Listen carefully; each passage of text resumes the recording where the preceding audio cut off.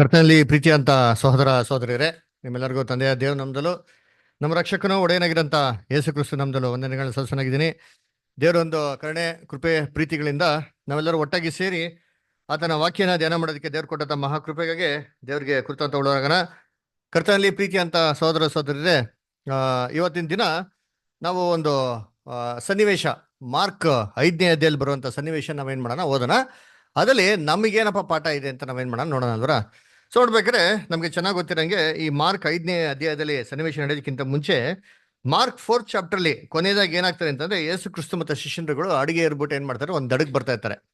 ಆ ಅಡಿಗೆನ ಏರಿರ್ಬೇಕಾದ್ರೆ ಅಲ್ಲಿ ಸಮುದ್ರದ ಅಲ್ಲೋಲ ಕಲೆಗಳೇನಾಗ್ತಾರೆ ಅಲ್ಲ ಘೋಷದಿಂದ ಎಲ್ಲ ಅಲ್ಲಿ ಅಡಗಲ್ಲಿರೋಂಥ ಎಲ್ಲ ಶಿಷ್ಯರುಗಳು ತುಂಬಾ ಗಾಬರಿ ಆಗ್ತಾರೆ. ಅವಾಗ ಯೇಸು ಕ್ರಿಸ್ತು ಏನ್ ಮಾಡ್ತಾರೆ, ಸಮಾಧಾನದಿಂದ ಗಾಬರಿ ಪಡ್ಕೊಂಡು ಏನ್ ಮಾಡ್ತಾರೆ, ನಿದ್ದೆ ಮಾಡ್ತಾ ಇರ್ತಾರೆ. ಇವರೆಲ್ಲ ಗಾಬರಿ ಮಾಡೋದು ನೋಡ್ಬಿಟ್ಟು ಯೇಸು ಕ್ರಿಸ್ತು ಎದ್ಬಿಟ್ಟು ಏನ್ ಮಾಡ್ತಾರೆ, ಅಲ್ಲೋಲ ಕಲ್ಲೋಲವಾಗಿರೋ ಸಮುದ್ರ ಏನ್ ಮಾಡ್ತಾರೆ, ಸಮಾಧಾನ ಪಡಿಸ್ತಾರೆ. ಸಮಾಧಾನ ಪಡಿಸಿದ ತಕ್ಷಣ ಸಮುದ್ರ ಏನಾಗ್ಬಿಡ್ತದೆ, ಅಲ್ಲೇ ಸೈಲೆಂಟ್ ಆಗ್ಬಿಡ್ತದೆ. ಇದು ನೋಡ್ಬಿಟ್ಟು ಶಿಷ್ಯನಿಗೆ ಎಷ್ಟು ಆಶ್ಚರ್ಯ ಆಗ್ಬಿಡ್ತಾನೆ, ಏನಪ್ಪಾ ಇದು, ಈ ಮನುಷ್ಯನಿಗೆ ಇಷ್ಟೊಂದು ಒಂದು ಶಕ್ತಿ ಇದೆಯಲ್ಲ, ಇವನ್ ಅಲೆಗಳು ಕೂಡ ಏನ್ ಮಾಡ್ತಾರೆ, ಈ ಮಾತನ್ನ ಕೇಳ್ತಲ್ಲ ಅಂತ ಏನ್ ಮಾಡ್ತಾರೆ ಅಲ್ಲಿ ಹೇಳ್ತಾರೆ. ಹಿಂಗ್ ಹೇಳಿದ ನಂತರನೇ ನೆಕ್ಸ್ಟ್ ಏನಾಗ್ತಾರೆ ಅಂದ್ರೆ, ಯೇಸು ಕ್ರಿಸ್ತನ ಒಂದು ಹಡಗು ಬಂದ್ಬಿಟ್ಟು ಏನಾಗ್ತಾರೆ, ಒಂದು ದಡಕ್ಕೆ ಏನಾಗ್ತಾರೆ ಬಂದು ಸೇರ್ತಾರೆ ಅಲ್ರ. ಅದು ಯಾವ ದಡ ಅಂತ ನೋಡಿದ್ರೆ ಗದರೇನ್ ಅಂತ ಅಂದ್ಬಿಟ್ಟು ಒಂದು ಸೀಮೆ ಅದ್ರ. ಈ ಗದರೇನ್ ಅಂತ ಸೀಮೆಯಲ್ಲಿ ಆಗ್ತಾರೆ ಹಡಗು ಬಂದು ನಿಂತ್ಕೊಂತಾರಲ್ಲ. ಅವಾಗ ಏನಾಗ್ತಾರೆ, ಇಲ್ಲಿ ನಡೆಯುವಂತ ಒಂದು ಸನ್ನಿವೇಶ. ಸೊ ಇಲ್ಲಿ 3 ಸನ್ನಿವೇಶಗಳು ನಡೀತಾರೆ. ಈ 3 ಸನ್ನಿವೇಶ ಏನೋ ಅದು ದೇವ್ರ ಯೋಜನೆಗೆ ಹೆಂಗ್ ಬರ್ತಾರೆ, 3 ಸನ್ನಿವೇಶಗಳಂತ ನಾವೇನ್ ಮಾಡೋಣ, ಓದೋಣ. ಓಕೆನಾ ನೋಡಿ. ಮೊದಲನೇದಾಗಿ ಮಾರ್ಕ್ 5ನೇ ಅಧ್ಯಾಯ 1ನೇ ವಾಕ್ಯ ಓದ್ರಿ. ಆಮೇಲೆ ಅವರು ಸಮುದ್ರದ ಆಚೆ ದಡಕ್ಕೆ ಗೆರಸೇನರ ಸೀಮೆಗೆ ಮುಟ್ಟಿದರು. ಆತನು ದೋಣಿಯಿಂದ ಇಳಿದು ಬಂದು ಕೂಡಲೇ ದೆವ್ವ ಹಿಡಿದವನೊಬ್ಬನು ಸಮಾಧಿಯ ಗವಿಗಳೊಳಗಿಂದ ಆತನೆದುರಿಗೆ ಬಂದನು. ನೋಡ್ರ, ಗದ್ರೇನ್ ಅಂತ ಒಂದು ಸ್ಥಳ ಅಂತ ಯೇಸು ಕ್ರಿಸ್ತ ಬಂದಿದ್ದು ಅಲ್ವರ. ಸೊ ಈ ಸೀಮೆ ಯಾವ್ದಪ್ಪ ಅಂತಂದ್ರೆ, ನಮ್ಗೆ ಇಸ್ರೇಲ್ 12 ಗೋತ್ರಗಳಿತ್ತು. ಈ ಒಂದು ಗೋತ್ರ ಯಾವ್ದಪ್ಪ ಅಂದ್ರೆ ಗಾದ್ ಗೋತ್ರ ಅಂತ ಇದು ಗೊತ್ತಾ. ಅವರು ಏನ್ ಮಾಡಿದ್ರು, ಇಲ್ಲಿ ವಾಸ ಮಾಡ್ತಾ ಇದ್ರು. ಸೊ ಇವ್ರು ಏನ್ ಮಾಡ್ತಾರೆ ಅಂತಂದ್ರೆ, ಈ ಒಂದು ಸ್ಥಳದಲ್ಲಿ ಯೇಸು ಕ್ರಿಸ್ತು ಬಂದಿದ ತಕ್ಷಣ ಇಮಿಡಿಯೇಟ್ ಆಗಿ ಒಬ್ಬ ಮನುಷ್ಯ ಏನ್ ಮಾಡ್ತಾನೆ, ಒಂದು ಬಂದು ಎದುರು ನೋಡ್ತಾರೆ. ಯಾರೋ ಮನುಷ್ಯ, ದೆವ್ವ ಹಿಡ್ದಿರ ಅಂತ ಒಬ್ಬ ಮನುಷ್ಯ ಏನ್ ಮಾಡ್ತಾನೆ, ತಾನಾಗೆ ಏನ್ ಮಾಡ್ತಾನೆ, ಅವ್ನು ನೋಡಿ ಬಂದು ಯೇಸು ಕ್ರಿಸ್ತನ ಏನ್ ಮಾಡ್ತಾನೆ, ಅಲ್ಲಿ ಬಂದು ಅಡ್ಡ ಬೀಳ್ತಾನೆ ಅದರ. ಆಮೇಲೆ ಆ ಮನುಷ್ಯನ ಸ್ಪೆಷಾಲಿಟಿ ಏನಪ್ಪಾ ನೋಡ್ದ ಅಂದ್ರೆ, ಆ ಮನುಷ್ಯ ಎಲ್ಲಿ ವಾಸ ಮಾಡ್ತಾ ಇದ್ದಂತೆ, ಸಮಾಧಿಯಲ್ಲಿ ವಾಸ ಮಾಡ್ತಂತೆ ಅದರ, ಸಮಾಧಿ ಗವಿಯಲ್ಲಿ ಅದರ. ಏನ್ ಈ ಸಮಾಧಿಯಲ್ಲಿ ಲಿವಿಂಗ್ ವಾಸ ಮಾಡ್ತಾ ಇದ್ದ ಅಂತ ನೋಡ್ಬೇಕಾದ್ರೆ ಇಂಗ್ಲೀಷಲ್ಲಿ ಟೂಮ್ಸ್ ಅಂತ ಏನಾಗ್ತದೆ ಬರ್ತಾರೆ ಅದರ. ಸೊ ಟೂಮ್ ಅಂತಂದ್ರೆ ಸಮಾಧಿ ಅಂತಂದ್ರೆ ಏನೋ ಗುಹೆಗಳು, ಗವಿಗಳು ಅಂತ ಹೇಳ್ತಾರೆ ಗೊತ್ತಾ. ಇವಾಗ ಇಸ್ರೇಲ್ ಸಮಾಧಿ ಹೆಂಗಿತ್ತಪ್ಪ ಅಂದ್ರೆ, ನಮ್ಮ ಕಾಲ ತರ ಸಮಾಧಿ ಅಲ್ಲ. ನಮ್ಮವ್ರು ಏನ್ ಮಾಡ್ತಾರೆ, ಮಣ್ಣಲ್ಲಿ ಕೆತ್ಬಿಟ್ಟು ಏನ್ ಮಾಡ್ತಾರೆ, ಅವನ್ನ ಊತು ಬಿಡ್ತಾರೆ. ಇಸ್ರೇಲ್ ಹೆಂಗಿತ್ತು ಅಂದ್ರೆ, ಒಂದು ಬಂಡೆಕಲ್ಲು ಇತ್ತು ಅಂದ್ರೆ ಬಂಡೆಕಲ್ಲಲ್ಲಿ ಏನ್ ಮಾಡೋರು, ಗುಹೆ ತರ ಕೆತ್ಬಿಟ್ಟು ಏನ್ ಮಾಡೋರು, ಒಂದು ಶವನ ಅಲ್ಲಿ ಇಟ್ಬಿಡೋರು ಅದರ. ಸೊ ಇಲ್ಲಿ ಏನಾಯ್ತು ಅಂದ್ರೆ, ಆತರ ಈ ಗದ್ರೇನ್ ಅಂತ ಒಂದು ದಡದ ಹತ್ರ ಬಂದಿದ ತಕ್ಷಣ ಆತರ ಎಷ್ಟೋ ಗವಿಗಳೇನಾಯ್ತು ಅಲ್ಲಿತ್ತು, ಗುಹೆಗಳ ತರ ಇತ್ತಾಯ್ತು. ಸೊ ಇಲ್ಲಿ ಸಾಮಾನ್ಯವಾಗಿ ಯಾವ ಮನುಷ್ಯ ಏನ್ ಮಾಡ್ತಾ ಇರಲಿಲ್ಲ, ವಾಸ ಮಾಡ್ತಾ. ನಮ್ಗೆ ಚೆನ್ನಾಗಿ ಗೊತ್ತು, ನಾವು ಬೇಸಿಕ್ ಕ್ಲಾಸಲ್ಲಿ ಏನ್ ಮಾಡಿದ್ರಿ ಕೇಳಿದಿರಿ. ಏನಪ್ಪಾ ಅಂದ್ರೆ, ಇಸ್ರೇಲ್ ಜನಗಳು ಏನ್ರಿ, ಈ ಒಂದು ಮುಖ್ಯವಾಗಿರೋಂಥ ಒಂದು ಈ ಕುಷ್ಠರೋಗ ಬಂದ್ರೆ, ಈ ಒಂಥರ ದೆವ್ವ ಹಿಡಿದವರೆಲ್ಲ ಏನಂದ್ರೆ, ಈ ನಗರದೊಳಗೆ ಏನ್ ಮಾಡ್ತಾರೆ, ಜಾಸ್ತಿ ಜನಗಳನ್ನ ಸೇರಿಸ್ತಿರಲ್ಲ ಅಲ್ವರ. ಯಾಕಂದ್ರೆ ಅವರಿಂದ ರೋಗಗಳು ಅಂಟ್ಕೊಂಡ್ಬಿಡ್ತಾರೆ ಅಂತ ಮಾಡಿದ್ರೆ ಒಂದು ಸಿಟಿ ಔಟ್ಸ್ಕರ್ಟ್ಸ್ ಹಾಕೋರು. ಆಮೇಲೆ ಸಾಮಾನ್ಯವಾಗಿ ಶವ ಸಂಸ್ಕಾರ ಇಸ್ರೇಲ್ ಎಲ್ಲಪ್ಪ ಮಾಡೋದ್ರೆ ಸಿಟಿ ಒಳಗಡೆ ಮಾಡ್ತಾ ಇರಲಿಲ್ಲ ಅದರ. ನಮ್ಮಲ್ಲಿ ಏನಿದೆ, ಸಿಟಿ ಒಳಗಡೆ ಏನಾಗಿದೆ, ಈ ಗ್ರೇವ್ ಯಾರ್ಡ್ ಎಲ್ಲ ಇದೆ. ಆದ್ರೆ ಇವ್ರದೆಲ್ಲ ಎಲ್ಲಪ್ಪ ಇತ್ತು ಅಂದ್ರೆ ಸಿಟಿ ಔಟ್ಸ್ಕರ್ಟ್ಸ್ ಅಲ್ಲೇ. ಯಾಕಂದ್ರೆ ಧರ್ಮಶಾಸ್ತ್ರದಲ್ಲಿ ಏನಂದ್ರೆ, ನ್ಯಾಯ ಪ್ರಮಾಣದಲ್ಲಿ ಯಾವುದೇ ಒಬ್ಬ ಮನುಷ್ಯ ಹೆಣ ಏನ್ ಮಾಡಕ್ ಹೋಗ್ಬಾರ್ದು, ಮುಟ್ಬಾರ್ದು. ಅವ್ನು ಮುಟ್ಟಿದ್ರೆ ಅವ್ನು ಏನಾಗ್ಬಿಡ್ತಾನೆ ಅಂತಂದ್ರೆ ಅಶುದ್ಧನಾಗ್ಬಿಡ್ತಾನೆ ಅಂತ ಹೇಳ್ತಾರೆ. ಅದರಿಂದ ಇದು ಶವ ಬಂದ್ಬಿಟ್ಟು ಅಥವಾ ಶವ ಸಂಸ್ಕಾರ ಮಾಡಿದ ಸ್ಥಳ ನಗರದಲ್ಲಿದ್ರೆ ನಮ್ಗೆ ಏನಾಗ್ತಾರೆ, ಅಶುದ್ಧ ಆಗ್ಬಿಡ್ತೀವಿ ಅಂದ್ಬಿಟ್ಟು ಇನ್ನು ಸಾಮಾನ್ಯವಾಗಿ ಸಿಟಿ ಔಟ್ಸ್ಕರ್ಟ್ಸ್ ಅಲ್ಲಿ ಇರ್ತಾ ಇದ್ರು. ಸೊ ಹಂಗಾದ್ರೆ ಈ ಗದ್ರೇನ್ ಅಂತ ಸ್ಥಳದಲ್ಲಿ ಏನೋ ಶವ ಸಂಸ್ಕಾರ ಕೂಡ ಏನ್ ಮಾಡ್ತಾ ಇದ್ರು. ಅದೇ ಸ್ಥಳದಲ್ಲಿ ಎಷ್ಟೋ ಗುಹೆಗಳಿತ್ತು. ಆ ಒಂದು ಗುಹೆಗಳಲ್ಲಿ ಈ ಮನುಷ್ಯ ಏನ್ ಮಾಡ್ತಾ ಇದ್ದಂತೆ, ಅಲ್ಲಿ ವಾಸ ಮಾಡ್ತಾ ಇದ್ದಂತೆ ಅಲ್ವರ. Close door. Okay, continue. ಅವನಿಗೆ ಸಮಾಧಿಯ ಗವಿಗಳೇ ವಾಸಸ್ಥಳಗಳಾಗಿದ್ದವು. ನೋಡ್ರ, ಅವ್ನಿಗೆ ಯಾವ್ದಪ್ಪ ವಾಸಸ್ಥಳ ಅಂತಂದ್ರೆ ಸಮಾಧಿಯ ಗವಿಗಳು ಏನಾಗಿತ್ತು, ಅವನ್ಗೆ ವಾಸಸ್ಥಳವಾಗಿತ್ತು. ಆಮೇಲೆ ಅವನನ್ನು ಅನೇಕ ಸಾರಿ ಬೇಡಿಗಳಿಂದಲೂ ಸರಪಣಿಗಳಿಂದಲೂ ಕಟ್ಟಿದ್ದರೂ ಅವನು ಸರಪಣಿಗಳನ್ನು ಕಿತ್ತು ಬೇಡಿಗಳನ್ನು ಮುರಿದು ಹಾಕಿದ್ದನು. ನೋಡ್ರ, ಅವನ್ನ ಎಷ್ಟೋ ಸತಿ ಸರಪಣಿಗಳು ಹಾಕ್ಬಿಟ್ಟು ಕಂಟ್ರೋಲ್ ಮಾಡಕ್ಕೆ ಪ್ರಯತ್ನ ಮಾಡೋದು ಸರಿ, ಅವನೇನ್ ಮಾಡ್ತಾ ಇದ್ದಂತೆ, ಸರಪಣಿನೆಲ್ಲ ಕಿತ್ತಾಕ್ಬಿಡ್ತಾನಂತೆ. ಯೋಚನೆ ಮಾಡಿರ್ತೀನಿ, ಒಂದು ಸರಪಣಿನ ಏನು ಕಿತ್ತಾಕಕ್ಕೆ ಈಜಿನಾ, ಒಂದು ಚೈನ್ನ ಕಟ್ ಮಾಡಕ್ಕೆ ಈಜಿನಾ, ಆರ್ಡರಿ ಮನುಷ್ಯ ಕೈನ ಕಿತ್ತಾಕಕ್ಕೆ ಸಾಧ್ಯನಾ? ಅದರ ಖಂಡಿತವಾಗಿ ಏನ್ರಿ ಸಾಧ್ಯನೇ ಇಲ್ಲ ಅಲ್ಲವರ. ನೋಡ್ಬೇಕಾರೆ ಒಂದು ಸೈಕಲ್ ಚೈನ್ ಹಾಕಿದ್ರೆ ಕಿತ್ತಕ್ಕೆ ಏನ್ ಮಾಡ್ತೀರಿ, ಎಷ್ಟೋ ಪ್ರಯತ್ನ ಮಾಡೋದು ಏನ್ರಿ ಆಗಲ್ಲ. ಈ ಮನುಷ್ಯಂಗೆ ನೋಡಿ ಈ ದೆವ್ವ ಎಷ್ಟು ಪವರ್ಫುಲ್ ಆಗಿದೆ ಅಂತಂದ್ರೆ ಇದು ಎಕ್ಸ್ಟ್ರಾರ್ಡಿನರಿ ಏನ್ರಿ ಪವರ್. ಇದು ಸಾಮಾನ್ಯ ಮನುಷ್ಯಂಗೆ ಇಲ್ಲಿರಂತ ಒಂದು ಪವರೇ ಅಲ್ಲ ರೀ. ಅದರ ಏನು ಒಂದು ಶಕ್ತಿಶಾಲಿ ಅಂತಂದ್ರೆ ಹಾಕಿರೋಂಥ ಎಲ್ಲಾ ಚೈನ್ ಏನ್ ಮಾಡೋಣ ಅಂತೀವ್ ನಾ, ಕಿತ್ತಾಕ್ಬಿಡೋಣಂತೆಲ್ಲ, ಅಷ್ಟು ಪರಾಕ್ರಮಶಾಲಿ ಆಗಿದ್ದಂತೆ. ಆಮೇಲೆ ಅವನನ್ನು ಇನ್ನು ಯಾರೂ ಸರಪಣಿಯಿಂದಾದರೂ ಕಟ್ಟಲಾರದೆ ಹೋದರು. ನೋಡ್ರ, ಇವನ್ನ ಯಾರು ಏನ್ ಮಾಡಕ್ ಆಗ್ತಾ ಇರ್ಲಂತೆ, ಸರ್ಪಣಿಂದ ಕಟ್ಟಾಕಕ್ಕೆ ಆಗ್ತಾ ಇರ್ಲಂತೆ. ತಮಿಳೇ ಓದಿ ಅಂತೀನಿ ವಾರ್ತಿನ 4th verse ಓದಿ.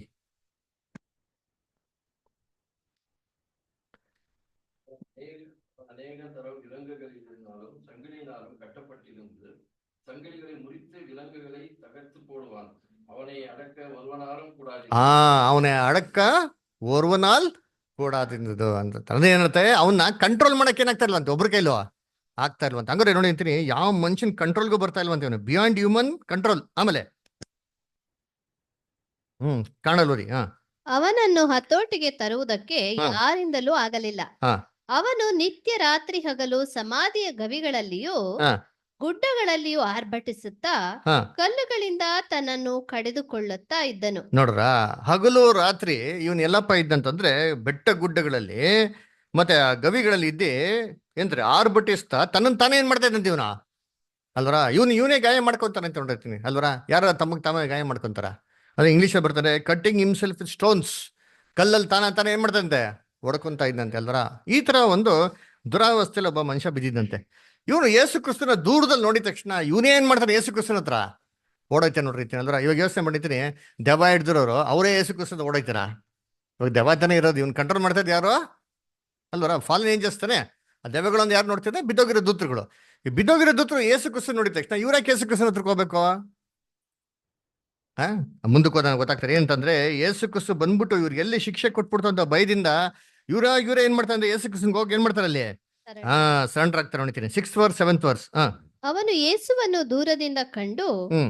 ಓಡಿ ಬಂದು ಆತನಿಗೆ ಅಡ್ಡ ಬಿದ್ದು ಹ್ಮ್. ಮಹಾಶಬ್ದದಿಂದ ಆರ್ಭಟಿಸಿ, ಹ್ಮ್. ಯೇಸುವೆ, ಹ್ಮ್. ಪರಾತ್ಪರನಾದ ದೇವರ ಮಗನೇ, ಹ್ಮ್. ನನ್ನ ಗೊಡುವೆ ನಿನಗೇಕೆ? ಹ್ಮ್. ದೇವರಾಣೆ, ಹ್ಮ್. ನನ್ನನ್ನು ಕಾಡಬೇಡ ಎಂದು ಹೇಳಿದನು. ನೋಡ್ರ, ಆ ದೆವ್ವ ಏನಪ್ಪ ಹೇಳ್ತಾನೆ ಯೇಸು ಕ್ರಿಸ್ತನ್ಗೆ, ದೇವರಾಣೆ ನನ್ ಏನ್ ಮಾಡ್ಬೇಡ ನೀನು, ಕಾಡ್ಬೇಡ. ಕಾಡ್ಬೇಡ ಅಂತ ಹೇಳ್ತಾರೆ. ಇಂಗ್ಲಿಷ್ ಬರ್ತಾರೆ, ಐ ಅಡ್ಜ್ಯೂರ್ ದಿ ಬೈ ಗಾಡ್ ದೋ ಟಾರ್ಮೆಂಟ್ ಮಿ ನಾಟ್.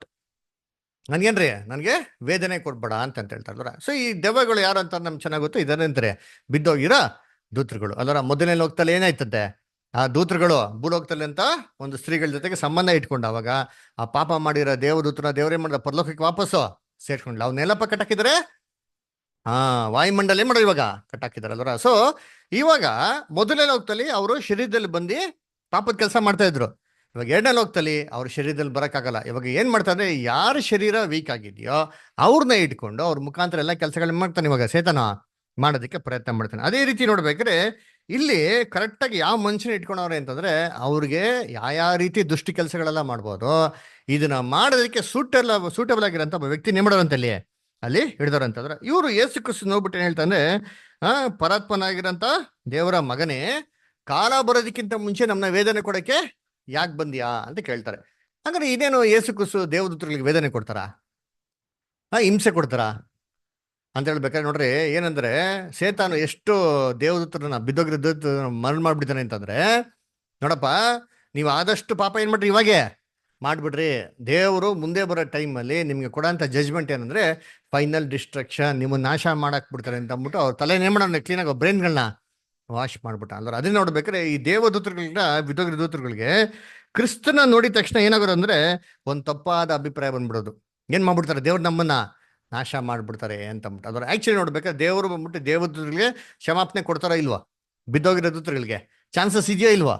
ಎಸ್, ಕೊಡ್ತಾರೆ. ಯಾವಾಗ ಅಂತಂದ್ರೆ ಮುಂದೆ ಬರೋಂಥ ಗ್ರೇಟ್ ಟೈಮ್ ಆಫ್ ಟ್ರಬಲ್ ಅಲ್ಲಿ ಫಾಲನ್ ಏಂಜಲ್ಸ್ ಏನ್ ಮಾಡ್ತಾರೆ, ದೇವರು ಬಿಡುಗಡೆ ಮಾಡ್ತಾರೆ, ರಿಲೀಸ್ ಮಾಡ್ತಾರೆ. ಇವೆಲ್ಲ ಏನ್ ಮಾಡ್ತಾರೆ, ವಾಯುಮಂಡಲಿ ಮಾಡಿದ್ರೆ ಕಟ್ಟಾಕಿದ್ರು ಗೊತ್ತಾ, ಅವ್ರನ್ನ ಏನ್ ಮಾಡ್ತಾರೆ, ವಾಯುಮಂಡಲಿ ಕಟ್ಟಾಕಿರೋ ದೇವತೆಗಳನ್ನ ರಿಲೀಸ್ ಮಾಡ್ತಾರೆ. ರಿಲೀಸ್ ಮಾಡಿದವಾಗ ಮೊದಲನೇ ಲೋಕದಲ್ಲಿ ಯಾವ ತರ ಮಾಂಸದಲ್ಲಿ ಬಂದು ಪಾಪ ಮಾಡ್ಬೋದಾಗಿತ್ತು, ಅದೇ ರೀತಿ ಒಂದು ಚಾನ್ಸ್ ಕೊಡೋಕೆ ತುಂಬಾ ಚಾನ್ಸಸ್ಗಳೇನಾಗಿದೆ ಇದೆ. ಅವಾಗ ಈ ಬಿದ್ದೋಗಿರೋ ದೂತರುಗಳಲ್ಲಿ ಯಾರೋ ತಿರ್ಗಾ ಮನುಷ್ಯರ ನಡುವೆ ಬಂದ್ಬಿಟ್ಟು ತಿರ್ಗಾ ಅದೇ ತರ ಪಾಪ ಮಾಡಕ್ಕೆ ಮಾಡ್ದ ಅಂತಂದ್ರೆ ಅವ್ರು ಕೊಡೋಂಥ ಶಿಕ್ಷೆ ಏನ್ರಿ ಅದರ ಸೇತಾನ್ ಜೊತೆಗೆ ಏನ್ ಮಾಡ್ತಾರೆ, ಅವ್ರನ್ನ ಸೆಕೆಂಡ್ ಡೆತ್ ಅಲ್ಲಿ ಮಾಡ್ತಾರೆ, ನಾಶ ಮಾಡ್ತಾರೆ. ಆದ್ರೆ ಕೆಲವು ಜನ ಮಾನಸಾಂತರ ಹೊಂದಿ ದೇವ್ರ ಕಡೆ ತಿರುಗಿದ್ರೆ ದೇವ್ರ ಏನ್ ಮಾಡ್ತಾರೆ, ಅವ್ರಿಗೆ ಕ್ಷಮಾಪಣೆ ಕೊಡೋದಕ್ಕೆ ಚಾನ್ಸಸ್ ಇದೆ. ಯಾಕಪ್ಪ ಅಂತ ನೋಡ್ಬೇಕಾದ್ರೆ ದೇವದೂತರಿಗೆ ಪಾಪ ಕೊಡೋಂಥ ಸಂಬಳ ಮರಣ ಅಂತ ಹೇಳಿದಾರಾ?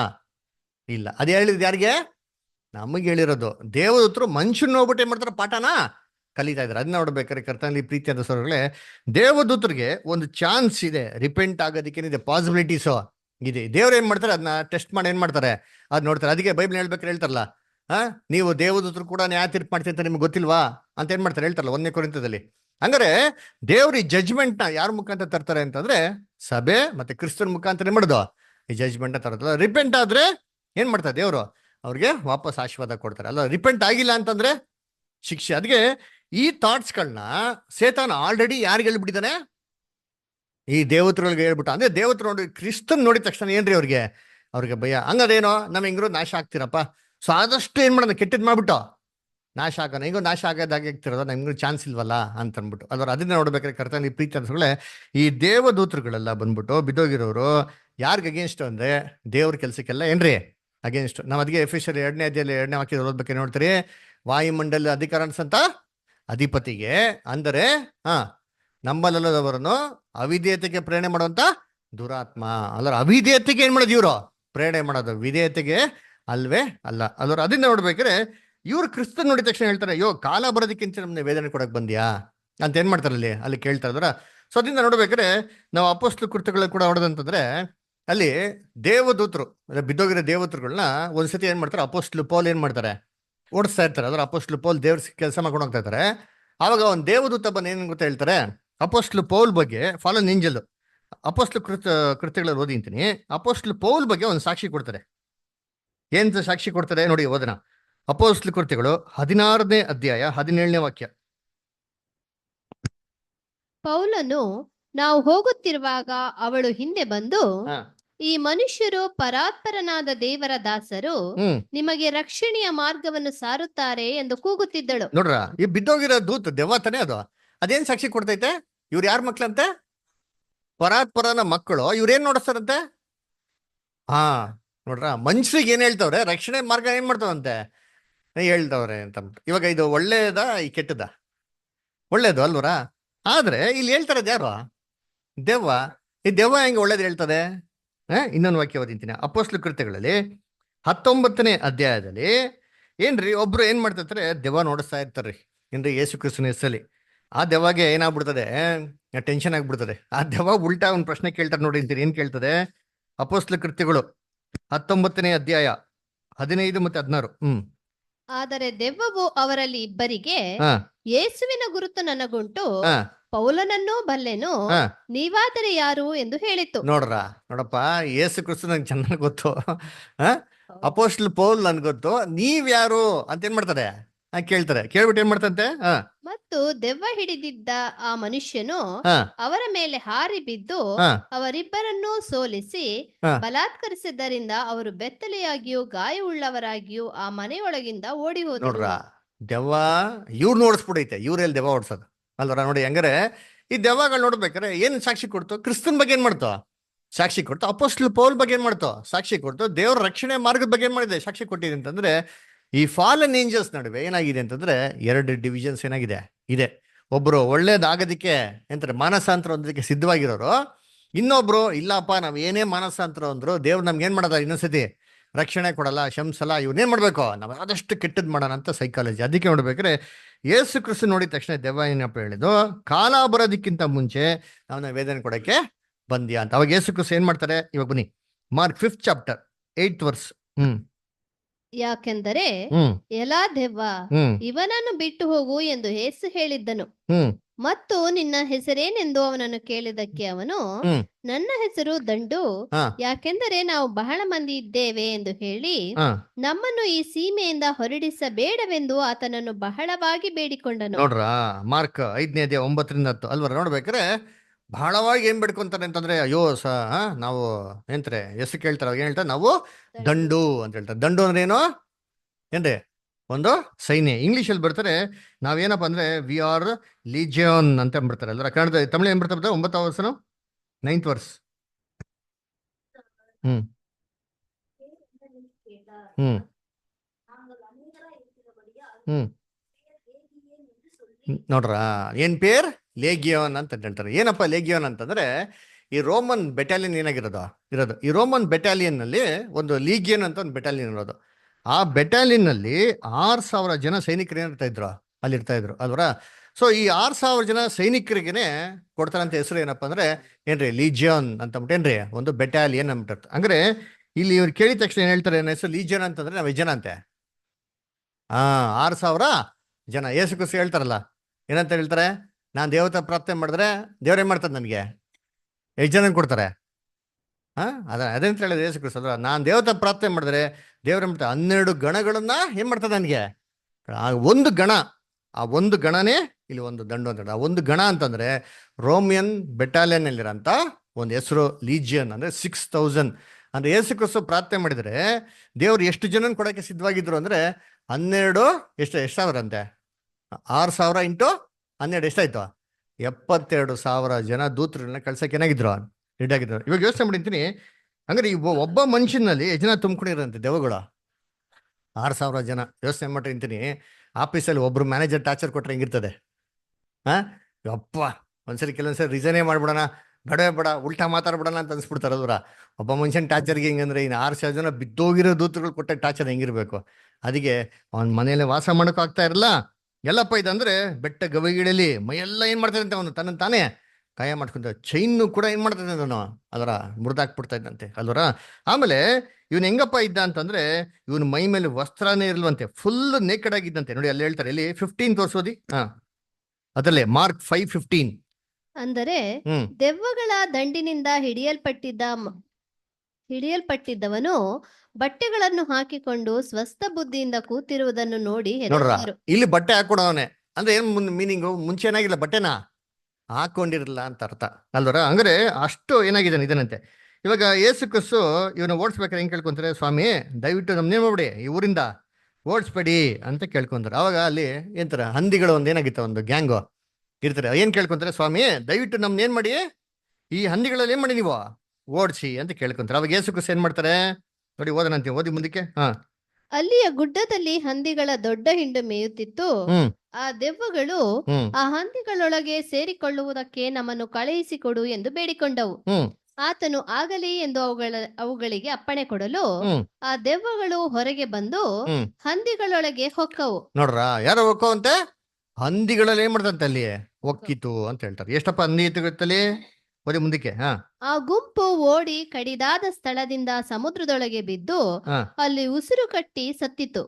ಹೆಚ್ಚು ಕಡಿಮೆ 2,000 ಹಂದಿಗಳಿದ್ದವು. ನೋಡ್ರ, ಎಷ್ಟಪ್ಪ ಇತ್ತು ಹಂದಿಗಳು, 2,000. ಹೆಚ್ಚು ಕಮ್ಮಿ 2,000 ಹಂದಿ ಅಂದ್ರೆ ಒಂದೊಂದು ಹಂದಿಯಲ್ಲಿ ಎಷ್ಟು ದೇವ ಸೇರ್ಕೊಂಡಿರ್ಬೇಕು, 3 ದೇವ ಅಲ್ವರ. ಅದಕ್ಕೆ ಟೋಟಲ್ 6,000 ದೇವ ಅಂತ ತಿಳ್ಕೊಟ್ರಿ. ಅಂದ್ರೆ ಹಂದಿಗಳಿಗೆ ಏನಾಗಿಲ್ಲ, ಕಂಟ್ರೋಲ್ ಮಾಡಕ್ಕೆ ಆಗಿಲ್ಲ. ಹಂದಿ ಮೈಂಡ್ ಏನಾಗ್ಬಿಡ್ತು, ಕಂಪ್ಲೀಟ್ ಕೊಲಾಪ್ಸ್ ಆಗ್ಬಿಡ್ತು. ಹೆಂಗಂತಂದ್ರೆ ಎಲ್ಲ ಬಂದ್ಬಿಟ್ಟು ಸಮುದ್ರಕ್ಕೆ ಏನಂತೆ ಓಡಿ ಹೋದವು. ಯೋಚನೆ ಮಾಡಿಂತೀನಿ, ಈ 2,000 ಹಂದಿಗಳೇ ಅವ್ರ ಬುದ್ಧಿ ಕೆಡಿಸಿರೋದಕ್ಕೆ ಕಂಟ್ರೋಲ್ ಮಾಡೋಕ್ಕಾಗಿಲ್ಲ. ಒಬ್ಬ ಮನುಷ್ಯ ಅವನು ಗುಹೆಯಲ್ಲಿ ಇರೋದು ಏನ್ರಿ ರಿಯಲಿ ಎಷ್ಟೋ ಒಂದು ರೀತಿಲಿ ಗ್ರೇಟ್. ಅಂದ್ರೆ ನೋಡಿ, ಈ ಫಾಲನ್ ಏಂಜಲ್ಸ್ಗೆ ಎಂತ ಮನ್ಸಿದೆ ಯೋಚನೆ ಮಾಡಿರ್ತೀನಿ. ಸಾಧಾರಣ ಮನುಷ್ಯನಾಗ್ಲಿ ಪ್ರಾಣಿನಾಗ್ಲಿ ಕೂಡ ಏನ್ ಮಾಡ್ತಾ ಇಲ್ಲ ಅವ್ರು ಬಿಡ್ತಾ ಇಲ್ಲ. ಎಂತ ಒಂದು ದುಷ್ಟ ಸ್ಥಿತಿ ಅಲ್ವಾ. ಯೋಚನೆ ಮಾಡಿ, ಇವಾಗ ಯಾರೋ ಒಬ್ರು ಮನುಷ್ಯನ್ಗೆ ಹಿಂಸೆ ಕೊಡ್ತಾ ಇದ್ರೆ ನಾವೇನ್ ಮಾಡ್ತೀರಿ, ಎಂತ ವ್ಯಕ್ತಿಯರಾಗ್ಲಿ, ಬಿಟ್ಬಿಡಪ್ಪ ಸುಮ್ಮನೆ ಯಾಕೆ ಹಿಂಸೆ ಕೊಡ್ತೀವಿ ಅಂತ ಏನ್ ಮಾಡ್ತೀರ, ಮಾತು ಹೇಳ್ತಿರಲ್ಲ. ಒಂದ್ ಲೆವೆಲ್ ಆದ್ಮೇಲೆ ಏನ್ ಮಾಡ್ತೀರಿ, ನಮ್ಗೆ ಕರುಣೆ ಬಂದ್ಬಿಡ್ತದೆ. ಆದ್ರೆ ಈ ಫಾಲನ್ ಏಂಜಲ್ಸ್ ನೋಡಿ ಹೆಂಗಿದ್ದಾರೆ ಅಂತಂದ್ರೆ, ಅವ್ರಿಗೆ ವ್ಯಕ್ತಿ ಮೇಲೆ ಏನಿಲ್ವಂತೆ, ಕರುಣೆನೇ ಇಲ್ಲ ಅಲ್ಲರ. ಮನೆ ಇಲ್ಲ, ಎಂಥದಿಲ್ಲ, ಗುಹೆಯಲ್ಲೇ ಮೈಯೆಲ್ಲ ಪರ್ಚ್ಕೊಂಡು ಅಲ್ರ, ಗಾಯ ಮಾಡ್ಕೊಂಡು ಅಷ್ಟೆಲ್ಲ ಬಿದ್ದಿದ್ರು ಸರಿ, ಅವರಿಂದ ಬಿಟ್ಟೋಗೋದಿಕ್ಕೆ ಏನಿಲ್ವಂತೆ, ಅವ್ರಿಗೆ ಮನ್ಸೇ ಇಲ್ವಂತೆ ಅಲ್ವರ. ಎಂಥ ಒಂದು ಕ್ರೂರವಾಗಿರೋಂಥ ಒಂದು ಇದು ಅಲ್ವರ. ಅದಕ್ಕೆ ನೋಡ್ಬೇಕಾದ್ರೆ ಕರ್ತನಲ್ಲಿ ಪ್ರೀತಿ ಅನ್ಸೋಗಳೇ, ಹಂದಿಗಳಲ್ಲಿ ಯೇಸು ಕ್ರಿಸ್ತು ಓಡಿಸಿದ್ರು. ಏನಕ್ಕೆ ಹಂದಿಯಲ್ಲಿ ಓಡಿಸಿದ್ರು, ಯೇಸು ಕ್ರಿಸ್ತು ಏನಕ್ಕೆ ಹಂದಿಯಲ್ಲಿ ಓಡಿಸಿದ್ರು? ಇವಾಗ ಎಷ್ಟೋ ಜನ ಪ್ರಶ್ನೆ ಕೇಳ್ತಾರೆ, ಬ್ರದರ್ ಇದು ಮಾಡಿದ ನ್ಯಾಯನಾ? ಒಬ್ಬ ವ್ಯಕ್ತಿಗೋಸ್ಕರ 2,000 ಹಂದಿನ ಹಾಳು ಮಾಡ್ಬಿಡೋದು ನ್ಯಾಯನಾ ಹೇಳ್ರಿ? ಹಂದಿಯಲ್ಲಿ ಏನಕ್ಕೆ ಓಡಿಸಿದ್ರು? ಅಶುದ್ಧವಾದ ಪ್ರಾಣಿ ಅದರ. ಇಸ್ರೇಲ್ ಅಲ್ಲಿ ಹಂದಿ ಮಾಂಸ ತಿನ್ಬೋದಾ? ಹಂದಿ ಮಾಂಸ ಏನ್ ಮಾಡಂಗಿಲ್ಲ, ತಿನ್ಬೋದು. ನೀವೆಲ್ಲ ತಿಂತೀರಲ್ಲ, ಅದರ. ಇವಾಗ ತಿನ್ಬೋದಾ ಇಲ್ವಾ? ಇವಾಗ ತಿನ್ಬಾರ್ದು, ಇವಾಗ ತಿನ್ಬೋದು. ಯೇಸು ಕ್ರಿಸ್ತು ಹೇಳ್ತಾರೆ, ನೀವೇನ್ ತಿಂತೀರೋ ಅದು ನಿಮ್ನೇನ್ ಮಾಡಲ್ಲ, ಅದು ನಿಮ್ಮ ಅಶುದ್ಧ ಮಾಡ್ಸಲ್ಲ. ನಿಮ್ನ ಅಶುದ್ಧ ಮಾಡೋದು ಯಾವ್ದು? ಒಳಗಡೆಯಿಂದ ಬರ್ತಾರೆ ಗೊತ್ತಾ, ಅದು ನಮ್ನ ಏನ್ ಮಾಡೋದು, ಅಶುದ್ಧ ಮಾಡೋದು ಅದರ. ಇವಾಗ ಏನಾಗಿದೆ ಅಂದ್ರೆ, ಇವಾಗ ಟೆಕ್ನಾಲಜಿಯಲ್ಲಿ ಬೇರೆ ಇದೆ. ನಾನು ತಿನ್ನೇನು ಸಪೋರ್ಟ್ ಮಾಡಲ್ಲ, ಇಷ್ಟ ಬಂದ ತಿನ್ಕೋಬಹುದು ಅದರ. ಆದ್ರೆ ನೋಡ್ಬೇಕ್ರೆ ಯೇಸು ಕ್ರಿಸ್ತನ ಕಾಲದಲ್ಲಿ ಯಹೂದ್ಯರಲ್ಲಿ ಫಸ್ಟ್ ಆಫ್ ಆಲ್ ಹಂದಿ ಮಾಂಸನ ಏನ್ ಮಾಡಂಗಿಲ್ಲ, ತಿನ್ನಂಗಿಲ್ಲ. ಇವಾಗ ಇಲ್ಲಿ ಇರೋದು ಏನೋ ಯಹೂದ್ಯರ ಪ್ರಾಂತ್ಯ. ಯಹೂದ್ಯರ ಪ್ರಾಂತ್ಯದಲ್ಲಿ ಏನಾಗಿದೆ, ಹಂದಿಗಳನ್ನ ಏನ್ ಮಾಡ್ತಾರೆ ಇವರು, ಮೇಯಿಸ್ತಾರೆ. ಇವಾಗ ಹಂದಿಗಳನ್ನ ಮೇಯಿಸ್ಬೋದಾ ಯಹೂದ್ಯರು? ಬಿಸ್ನೆಸ್ ಅದು ಮಾಡಬಾರ್ದು ಅಲ್ವರ. ಅದಕ್ಕೆ ನೋಡ್ಬೇಕ್ರಿ, ಇದು ಯಾರಿಗೋಸ್ಕರ ಮಾಂಸ ಸಾಕ್ತಾ ಇದ್ದಿದ್ದು ಅಂದ್ರೆ, ಅಲ್ಲಿರೋಂಥ ರೋಮನ್ಸ್ ಪ್ರಜೆಗಳಿದ್ರು ಗೊತ್ತಾ, ಅವ್ರೇನ್ ಮಾಡ್ತಾರೆ, ಮಾಂಸನ ಏನ್ ಮಾಡ್ತಾ ಇದ್ರು, ತಿಂತಾ ಇದ್ರು. ಅದರಿಂದ ಇದು ದೇವರಿಗೆ ವಿರುದ್ಧವಾಗಿರೋದ್ರಿಂದ ಯೇಸು ಕ್ರಿಸ್ತ ಏನ್ ಮಾಡ್ತಾರೆ ಅಂತಂದ್ರೆ, ಹಂದಿಯಲ್ಲಿ ಏನ್ ಮಾಡ್ತಾರೆ ಅಲ್ಲಿ ನಾವು ಪರ್ಮಿಷನ್ ಕೊಡ್ತಾರೆ. ಹಂದಿಯಲ್ಲಿ ಹೋಗಿದ ತಕ್ಷಣ ಆಗ್ತಾರೆ ಕಂಪ್ಲೀಟ್ 2000 ಹಂದಿ ಏನಾಗ್ಬಿಡ್ತದೆ, ಎಲ್ಲ ನಾಶ ಆಗ್ಬಿಡ್ತದ್ರ. ಇದರಿಂದ ಏನಪ್ಪಾ ಆಯ್ತು ಅಂದ್ರೆ, ಅದು ಇಂಡೈರೆಕ್ಟ್ ಆಗಿ ಯೇಸು ಕ್ರಿಸ್ತು ದೇವ್ರ ವಿರುದ್ಧವಾಗಿ ನಡ್ಕೊಡಂತ ಕೆಲ್ಸಕ್ಕೆ ಏನ್ ಮಾಡ್ದಂಗೆ, ಅವ್ರನ್ನ ರಿಬ್ಯೂಕ್ ಮಾಡ್ದಂಗೆ ಏನಾಯ್ತು ಅಲ್ಲ ಆಯ್ತು ಅಲ್ವರ. ಸೊ ಅದಕ್ಕೆ 2000 ಹಂದಿಗಳು ಏನ್ ಮಾಡ್ತಾರೆ, ಓಡಿಸ್ತಾರೆ. ಈ ನ್ಯೂಸ್ ಯಾರಿಗ ಹೋಗ್ತಾರೆ ಅಂದ್ರೆ, ಹಂದಿ ಬಿಸ್ನೆಸ್ ಮಾಡ್ತಂತ ಓನರ್ಗಳಿಗೆ ಏನಾಗ್ತದೆ, ಹೋಗ್ತಾರೆ. ಅವ್ರು ಹೋಗಿದ ತಕ್ಷಣ ಏನಾಗ್ತಾವ, ಎಲ್ಲ ಟೆನ್ಷನ್ ಆಗ್ಬಿಡ್ತಾರೆ, ಓಡ್ ಬರ್ತಾರೆ. ಓಡ್ ಬಂದು ನೋಡಿದ್ರೆ ಏನಾಗಿದ್ದಾನೆ ಮನುಷ್ಯ. ಇವಾಗ ನೋಡಿ ಹೆಂಗಿದಾನಂತೆ ಮನುಷ್ಯ.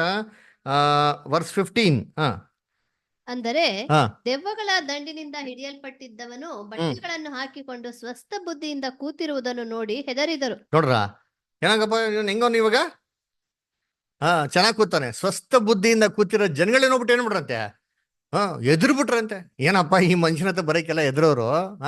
ಇವಾಗ ನೋಡ್ರೆ ಹೆಂಗೆ ಎದುರು ಬಿಟ್ಟವ್ರೆ ಅಂದ್ರೆ, ಏನಪ್ಪ ಈ ಮನುಷ್ಯ ಸಮಾಧಾನದಿಂದ ಚೆನ್ನಾಗಿ ಕೂತ್ಬಿಟ್ಟವನಲ್ಲ ಅಂತ. ಹೆಂಗ್ ಕೂತಿದ್ದಂತೆ, ಈ ವಾಸ್ ಇನ್ ರೈಟ್ ಮೈಂಡ್, ಸ್ವಸ್ಥ ಬುದ್ಧಿ ಅದರ ಬುದ್ಧಿನೇ ಇಲ್ದಿರೋಂಥರ ಇದ್ದವನು ಹೆಂಗಾಗ್ಬಿಟ್ಟಾನ ಇವಾಗ, ನೆಟ್ಟಿಗೆ ಒಳ್ಳೆ ಮೈಂಡ್ ಸೆಟ್ ಬಂದ್ಬಿಟ್ಟಿದೆ.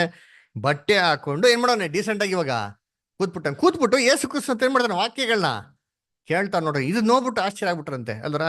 ಅವ್ರ ಏನಂತಾರ ಆಮೇಲೆ ನೆಕ್ಸ್ಟ್ ನೋಡಿ, ಓದಿ ಆಮೇಲೆ.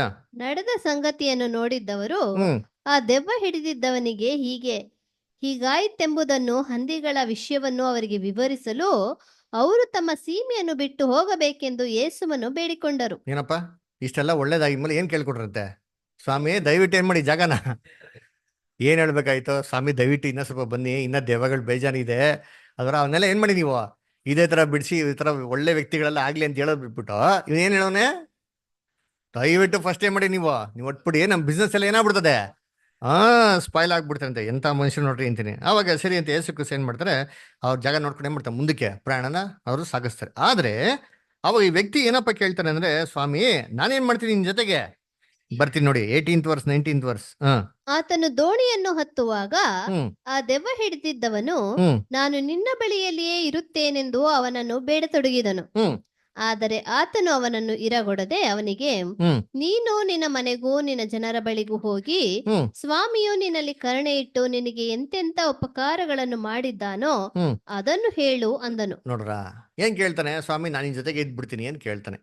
ಇದು ಒಳ್ಳೆ ಮಾತಲ್ವಾ. ಯೇಸು ಕ್ರಿಸ್ತು ಬಂದು ಸ್ವಾರ್ಥ ಸರಿದೆ ಅಂತಂದ್ರು, ಯಾರೆಲ್ಲ ಹಿಂದೆ ಬರೋಕೆ ಇಷ್ಟ ಇದೆಯೋ, ಯಾರೆಲ್ಲ ಶಿಷ್ಯನ ಆಗ್ಬೇಕಾದ್ರೆ ಮನ್ಸಿದ್ಯೋ, ಏನ್ ಮಾಡಿ ತನ್ನ ತಾನೇ ನಿರಾಕರಿಸಿ ಶಿಲ್ಬೆ ಎತ್ಕೊಂಡು ಏನ್ ಮಾಡಿ ನೋಡಿ. ಇದೇ ಕಾನ್ಸೆಪ್ಟ್ ಏನ್ ಮಾಡ್ತಾನೆ ಈ ವ್ಯಕ್ತಿ, ಕೇಳ್ತಾನೆ, ಸ್ವಾಮಿ ಸರಿ ನಾನು ಹಿಂದೆ ಬರ್ತೀನಪ್ಪ, ಸಿಂಪಲ್, ಅವ್ನಿಗೇನು ಇಲ್ಲ, ನಾನೆಲ್ಲ ನಿರಾಕರಿಸಿದ ಲೆವೆಲ್ ಇದ್ದೀನಿ, ನಾನು ಏನ್ ಮಾಡ್ತೀನಿ, ಮುಂದಕ್ಕೆ ಹಿಂದೆ ಬರ್ತೀನಿ ಅಂತಂದ್ರೆ, ಇವ್ರು ಏನ್ ಹೇಳ್ತಾರೆ, ಬೇಡ ಬೇಡ ಬೇಡ, ನೀನೇನ್ ಮಾಡಿ ಹೋಗ್ಬಿಟ್ಟು, ನೀನು ಮನೆಯವ್ರ ಹತ್ರ ಹೋಗ್ಬಿಟ್ಟು, ನೀನ್ ನೆರೆಯವ್ರು ಇದಾರಲ್ಲ, ನೀನ್ ಸ್ನೇಹಿತರಲ್ಲ, ಅವ್ರ ಹತ್ರ ಹೋಗ್ಬಿಟ್ಟು ದೇವ್ರು ನಿನ್ಗೆ ಏನೆಲ್ಲ ಒಳ್ಳೇದ್ ಮಾಡಿದ್ರೆ ಏನ್ ಮಾಡಿ ಹೋಗ್ಬಿಟ್ಟು ತಿಳಿಸು ಅಂತ ಹೇಳ್ತಾರೆ. ಯಾಕೆ ಹಿಂಗೆ ಹೇಳಿದ್ದು, ಇವಾಗ ಯೋಚನೆ ಮಾಡಿದ್ದೀನಿ. ಯೇಸು ಕ್ರಿಸ್ತು ಬಂದಿರೋಂಥ ಕಾನ್ಸೆಪ್ಟ್ಗೆನೆ ಏನಾಗಿದೆ, ಟೋಟಲ್ಗೆ ಆಪೋಸಿಟ್ ಆಗಿದೆ ಅಲ್ವರ. ಯೇಸು ಕ್ರಿಸ್ತು ಒಬ್ಬ ಶಿಷ್ಯನಾಗ್ತಾನೆ, ಏನ್ ಮಾಡೋಕೆ ಅವ್ನ ವೆಲ್ಕಮ್ ಮಾಡಬೇಕಾಗಿತ್ತು.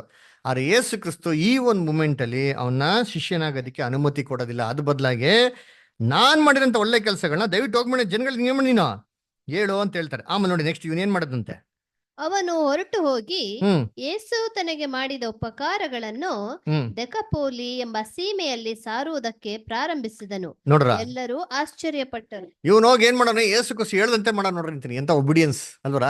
ಏನ್ ಮಾಡೋಣ, ಯೇಸು ಕ್ರಿಸ್ತು ಹೇಳದಂತೆ ಎಲ್ಲಾ ಸತ್ಯಗಳನ್ನ ಹೋಗಿ ಹೇಳೋನೆ. ಎಲ್ಲೋಗಿ ಹೇಳದಂತೆ, ಡೆಕೋಪೋಲಿಸ್. ಅದರ ಏನಿದೆ ಡೆಕೋಪೋಲಿಸ್, ಅದೊಂದು ಸ್ಥಳ. ಆಕ್ಚುಲಿ ಡೆಕಾ ಅಂತಾನೆ ಹೆಂಗ್ ಗೊತ್ತಾ ಮೀನಿಂಗು, 10 ಅಂತ ಅಲ್ರ. ಡೆಕತ್ಲಾನ್ ಅಂತ ಕೇಳಿದ್ರೆ ಹೆಸರು ಅದ್ರ 10 ಅಂತ ಅಂದ್ಬಿಟ್ಟಲ್ರ. ಸೊ ಡೆಕಾ ಅಂತಂದ್ರೆ ಏನ್ರಿ 10 ಅಂತ ಅರ್ಥ. ಡೆಕೋಪೋಲಿಸ್ ಅಂತಂದ್ರೆ 10 ನಗರಗಳಿರಂತ ಒಂದು ಸ್ಥಳ. ಅಂದ್ರೆ ನೋಡಿ ಇವ್ನು ಹೆಂಗ್ ಕೆಲಸ ಮಾಡೋಣ ಅಂದ್ರೆ, ಒಬ್ರಿಗಿಬ್ರಿಗೆ ಹೇಳಿಲ್ಲ ಅಂತೀನಿ, 10 ಪ್ರಾಂತ್ಯಗಳಿದಂತೆ ಎಲ್ಲಾ ಜನಗಳಿಗೆ ಏನ್ ಮಾಡೋಣ, ನೀವು ಹೋಗ್ಬಿಟ್ಟು ಹೇಳೋಣ. ಯಾಕೆ 10 ಅಂತ ಕೊಟ್ಟವ್ರೆ, ಇದೇ ನಮ್ಗೆ ಇರ್ಬೇಕಲ್ವಾ, ದೇವ್ರು ಸುಮ್ಮನೆ 10 ಅಂತ ಕೊಟ್ಬಿಟ್ಟವ್ರ ನೋಡಿ. ಆಮೇಲೆ ನೆಕ್ಸ್ಟ್ ಏನಾಗ್ತಾರೆ ಅಂತಂದ್ರೆ, ಯೇಸು ಕ್ರಿಸ್ತು ಈ ದಡ ಏನಂತಾರೆ, ದಡನ ಬಿಟ್ಟು ಬೇರೆ ದಡಕ್ಕೆ ಏನ್ ಮಾಡ್ತಾರೆ, ಇವಾಗ ಬರ್ತಾರೆ. ಯಾರು ಸಮುದ್ರನ ದಾಟ್ಬಿಟ್ಟು ಅಲ್ರ ಬಂದಿದ ತಕ್ಷಣ ಆ ದಡದ ಆ ಕಡೆ ಬಂದಿದ ತಕ್ಷಣ ಏನಾಗ್ತಂದ್ರೆ ಒಬ್ಬ ವ್ಯಕ್ತಿ ಅವ್ರನ್ನ ಎದುರುಗೊಡ್ತಾರೆ. ನೋಡಿ ಓದನ 21 ಓದ್ಕೊಂಬನಿ ಹಿಂಗೆ. ಯೇಸು ತಿರುಗಿ ದೋಣಿಯಲ್ಲಿ ಈಚೆ ದಡಕ್ಕೆ ಬಂದಾಗ ಜನರು ಬಹು ದೊಡ್ಡ ಗುಂಪಾಗಿ ಆತನ ಬಳಿಗೆ ಬಂದರು. ಆತನು ಸಮುದ್ರದ ದಡದಲ್ಲಿದ್ದನು.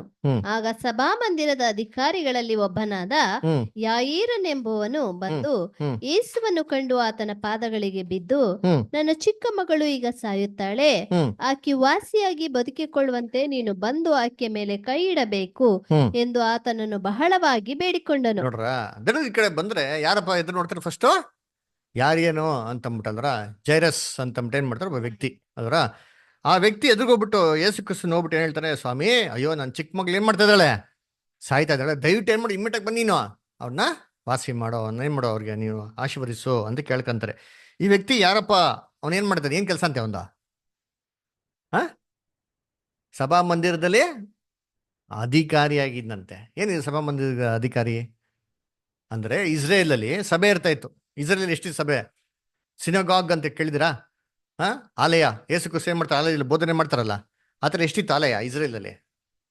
ಒಂದೇ ಒಂದಿರಲಿಲ್ಲ ರೀ, ಎಷ್ಟೋ ಒಂದು ಆಲಯಗಳಿತ್ತು. ಆ ಒಂದೊಂದು ಆಲಯದಲ್ಲಿ ಒಬ್ಬರು ಜವಾಬ್ದಾರಿ ಪರ್ಸನ್ಸ್ ಚೆನ್ನಾಗಿದ್ರು ಇದ್ರು. ಅದೇ ರೀತಿ ಈ ಒಂದು ಸ್ಥಳದಲ್ಲಿ ಈ ಒಬ್ಬ ವ್ಯಕ್ತಿ ಏನ್ರಿ, ಒಬ್ಬ ಜವಾಬ್ದಾರಿ ಒಂದು ಸ್ಥಾನದಲ್ಲಿ ಇದ್ದಂತೆ. ಈ ಒಬ್ಬ ಮನುಷ್ಯನ್ಗೆ ತನ್ನ ಚಿಕ್ಕ ಮಗಳು ಹುಷಾರಿಲ್ದ್ರೆ ಏನಂತ ಸಾಯ ಸ್ಥಿತಿಗೆ ಬಂದ್ಬಿಟ್ಟಿದ್ಲಂತೆ. ಇಮ್ಮಿಡಿಯೇಟ್ ಯೇಸು ಕ್ರಿಸ್ತನ ನೋಡ್ಬಿಟ್ಟು ಹೇಳ್ತಾರೆ, ದಯವಿಟ್ಟು ಬನ್ನಿ ಮಾಡಿ ಫಸ್ಟ್ ನೀವು ಕಾಪಾಡಿ ಅಂತ ಹೇಳಿದಾಗ ಯೇಸು ಕ್ರಿಸ್ತ ನಡೆಯಪ್ಪ ಆಯ್ತು ಅಂತ ಹಂಗೆ ಹೋಗ್ತಾರೆ. ಹೋಗ್ತಾ ಇರ್ಬೇಕಾರೆ ಏನಾಯ್ತು? ಕಂಟಿನ್ಯೂ.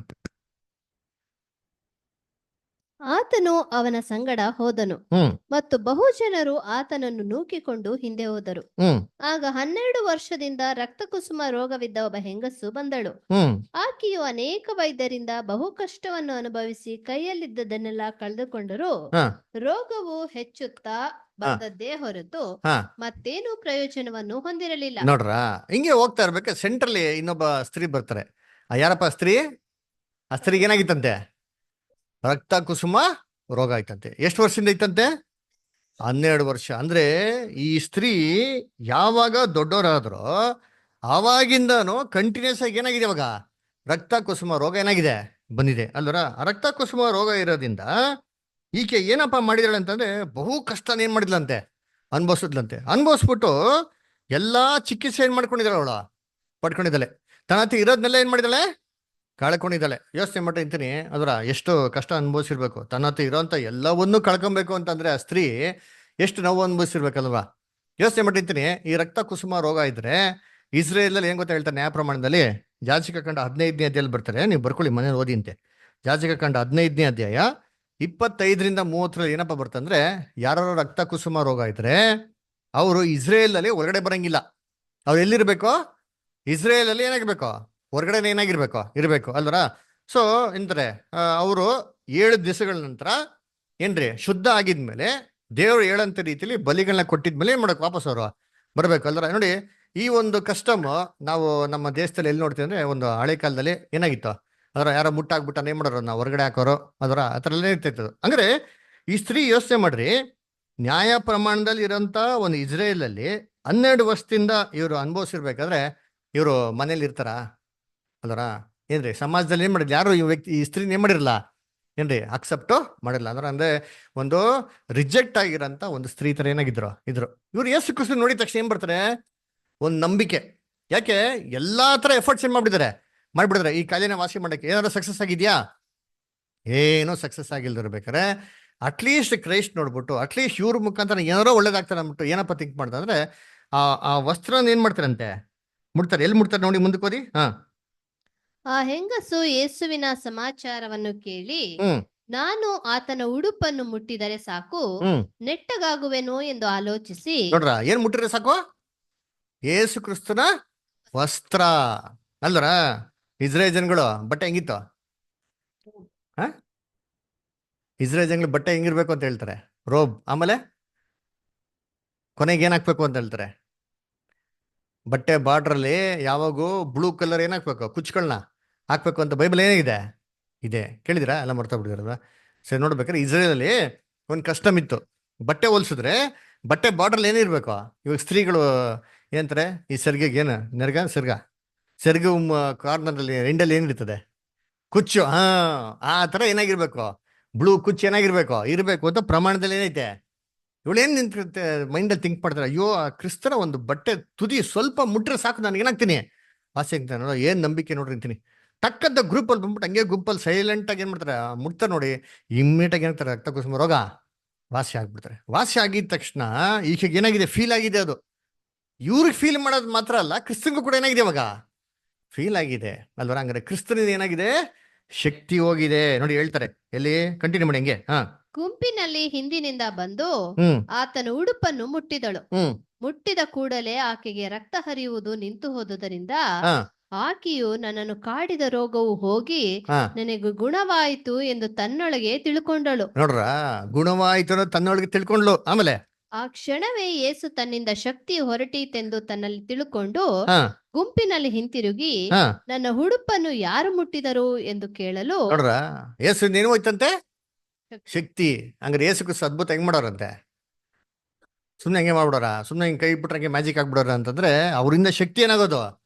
ಯೋಚನೆ ಮಾಡ್ರಿ, ಎಷ್ಟು ಲಕ್ಷಾಂತರ ಜನಗಳಿಗೆ ಏಸು ಕ್ರಿಸ್ತ ವಾಸಿ ಮಾಡೋರು ಅಂತಂದ್ರೆ ಅವ್ರ ಶಕ್ತಿ ಏನಾಗಿರ್ಬೇಕು, ಅಷ್ಟೊಂದು ಹೋಗಿರ್ಬೇಕು. ಏಸು ಕ್ರಿಸ್ತ ಏನಾಗಿದೆ ಅದು ಫೀಲು ಆಗಿದೆ ಅಲ್ವರ. ಅದಕ್ಕೆ ನೋಡ್ಬೇಕಾರೆ ಯಾರಪ್ಪ ಮುಟ್ಟಿದ್ದು ಅಂತ ಹೇಳ್ಬೇಕಾರೆ ಅವಾಗ ಸ್ತ್ರೀ ಅಂತ ಗೊತ್ತಾಗಲ್ಲ. ಏಸು ಕ್ರಿಸ್ತ ಏನ್ ಮಾಡ್ತಾರೆ, ಸ್ತ್ರೀನ ಕಂಫರ್ಟ್ ಆಗಿ ಹೇಳ್ತಾರೆ, ಅದರ ಭಯ ಪಡ್ಬೇಡ ಮಗಳೇ, ನಿನ್ ನಂಬಿಕೆ ನೀನ್ ಏನ್ ಮಾಡಿದ್ದೆ, ಸ್ವಸ್ಥ ಮಾಡಿದೆ, ಹೋಗು ಅಂತ ಏನ್ ಮಾಡ್ತಾರೆ, ಕಳಿಸ್ತಾರೆ ಅಲ್ವರ. ಅಷ್ಟೊತ್ತಿಗೆ ನ್ಯೂಸ್ ಬರ್ತದೆ. ಏನ್ ನ್ಯೂಸ್ ಬರ್ತದೆ, 35ನೇ ವಾಕ್ಯ ಓದಿಂತೀನಿ.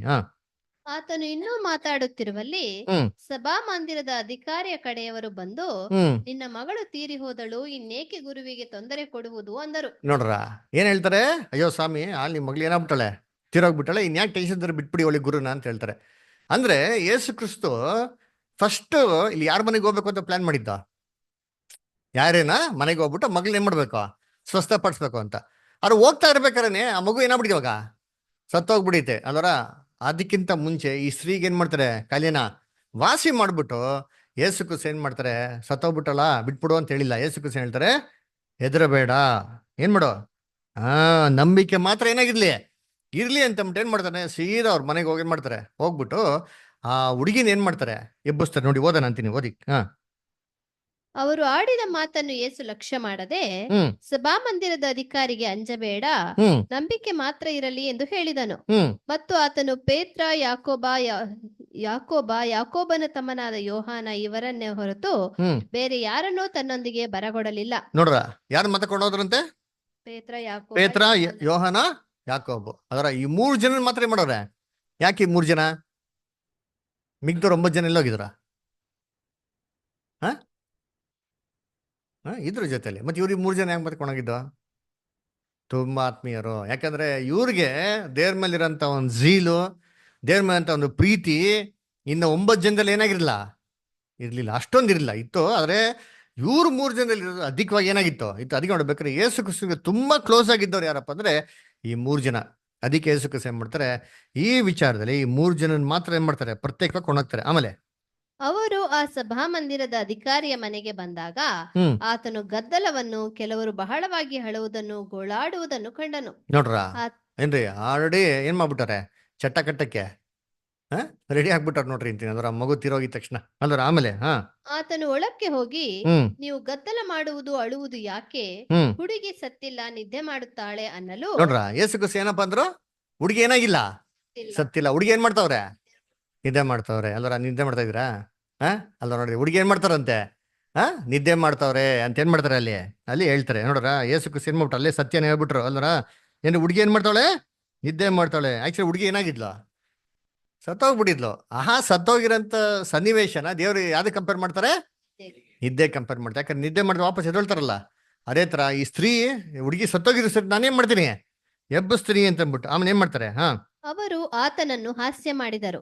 ಆದರೆ ಆತನು ಎಲ್ಲರನ್ನು ಹೊರಕ್ಕೆ ಕಳುಹಿಸಿ ಆ ಹುಡುಗಿಯ ತಂದೆ ತಾಯಿಗಳನ್ನು, ತನ್ನೊಂದಿಗಿದ್ದವರನ್ನು ಹುಡುಗಿಯಲ್ಲಿದ್ದಲಿಗೆ ಕರ್ಕೊಂಡು ಹೋಗಿ ಅವಳ ಕೈ ಹಿಡಿದು ತಲಿತಾ ಕೂಮ್ ಅಂದನು. ಆ ಮಾತಿಗೆ ಅಮ್ಮಣ್ಣಿ ಏಳು ಎನ್ನುತ್ತೇನೆ ಎಂದರ್ಥ. ನೋಡ್ರ, ಹೇಳ್ತಾರೆ ಕೂಡಲೇ ಆ ಹುಡುಗಿ ಎದ್ದು ನಡೆದಾಡಿದಳು. ಕೂಡಲೇ ಆ ಹುಡುಗಿ ಎದ್ದೇನ್ ಮಾಡ್ಲಂತೆ, ನಡೆದಾಡಿದ್ಲು. ಏನ್ ಹೇಳಿದ್ರು, ತಲಿತಾ ಕುಮ್ ಅಂತಂದ್ರು. ಏನಿದ್ರು ತಲಿತಾ ಕುಮ್ ಅಂದ್ರೆ ಯಾವ ಭಾಷೆ, ಯಾವ ಭಾಷೆ, ಇಬ್ರಿಯರ ಭಾಷೆ ಅಲ್ಲ ಅಲ್ವರ. ಇದು ಯಾವ ಭಾಷೆ, ಅರಾಮಿಕ್. ಅದರ ಯೇಸು ಕ್ರಿಸ್ತನ ಕಾಲದಲ್ಲಿ ಯೇಸು ಕ್ರಿಸ್ತ ಯಾವ ಭಾಷೆ ಮಾತಾಡಿದ್ದು? ಅರಾಮಿಕ್ ಭಾಷೆ ಮಾತಾಡಿದ್ದು ಅಲ್ವರ. ಪ್ಯಾಷನ್ ಆಫ್ ಕ್ರೈಸ್ಟ್ ಯಾವ ಲ್ಯಾಂಗ್ವೇಜ್ ಅಲ್ಲಿ ತೆಗ್ದಿರೋದು? ಅರಾಮಿಕ್ ಲ್ಯಾಂಗ್ವೇಜ್ ಅಲ್ವರ. ಮತ್ತೆ ಈಬ್ರೂ ಲ್ಯಾಂಗ್ವೇಜ್ ಎಲ್ಲಿ ಬಂತು ಅಂದ್ರೆ, ಈಬ್ರೂ ಲ್ಯಾಂಗ್ವೇಜ್ ಲಿಪಿ ಏನ್ರಿ, ಬರವಣಿಗೆ ಇದ್ದಿದ್ದೇನ್ರಿ ಇಬ್ರಿಯರ ಭಾಷೆ. ಆದ್ರೆ ಮಾತಾಡ್ತಾ ಇದ್ದ ಭಾಷೆ ಯಾವುದು? ಅರಾಮಿಕ್.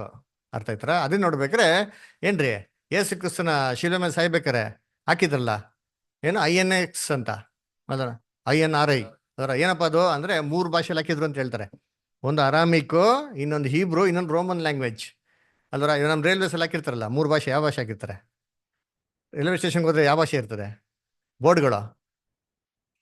ಹಿಂದಿ ನ್ಯಾಷನಲ್ ಲ್ಯಾಂಗ್ವೇಜ್, ಆಮೇಲೆ ಇಂಗ್ಲಿಷ್ ಇಂಟರ್ನ್ಯಾಷನಲ್ ಲ್ಯಾಂಗ್ವೇಜ್, ಆಮೇಲೆ ಕನ್ನಡ ಯಾಕೆ ಲೋಕಲ್ ಲ್ಯಾಂಗ್ವೇಜ್.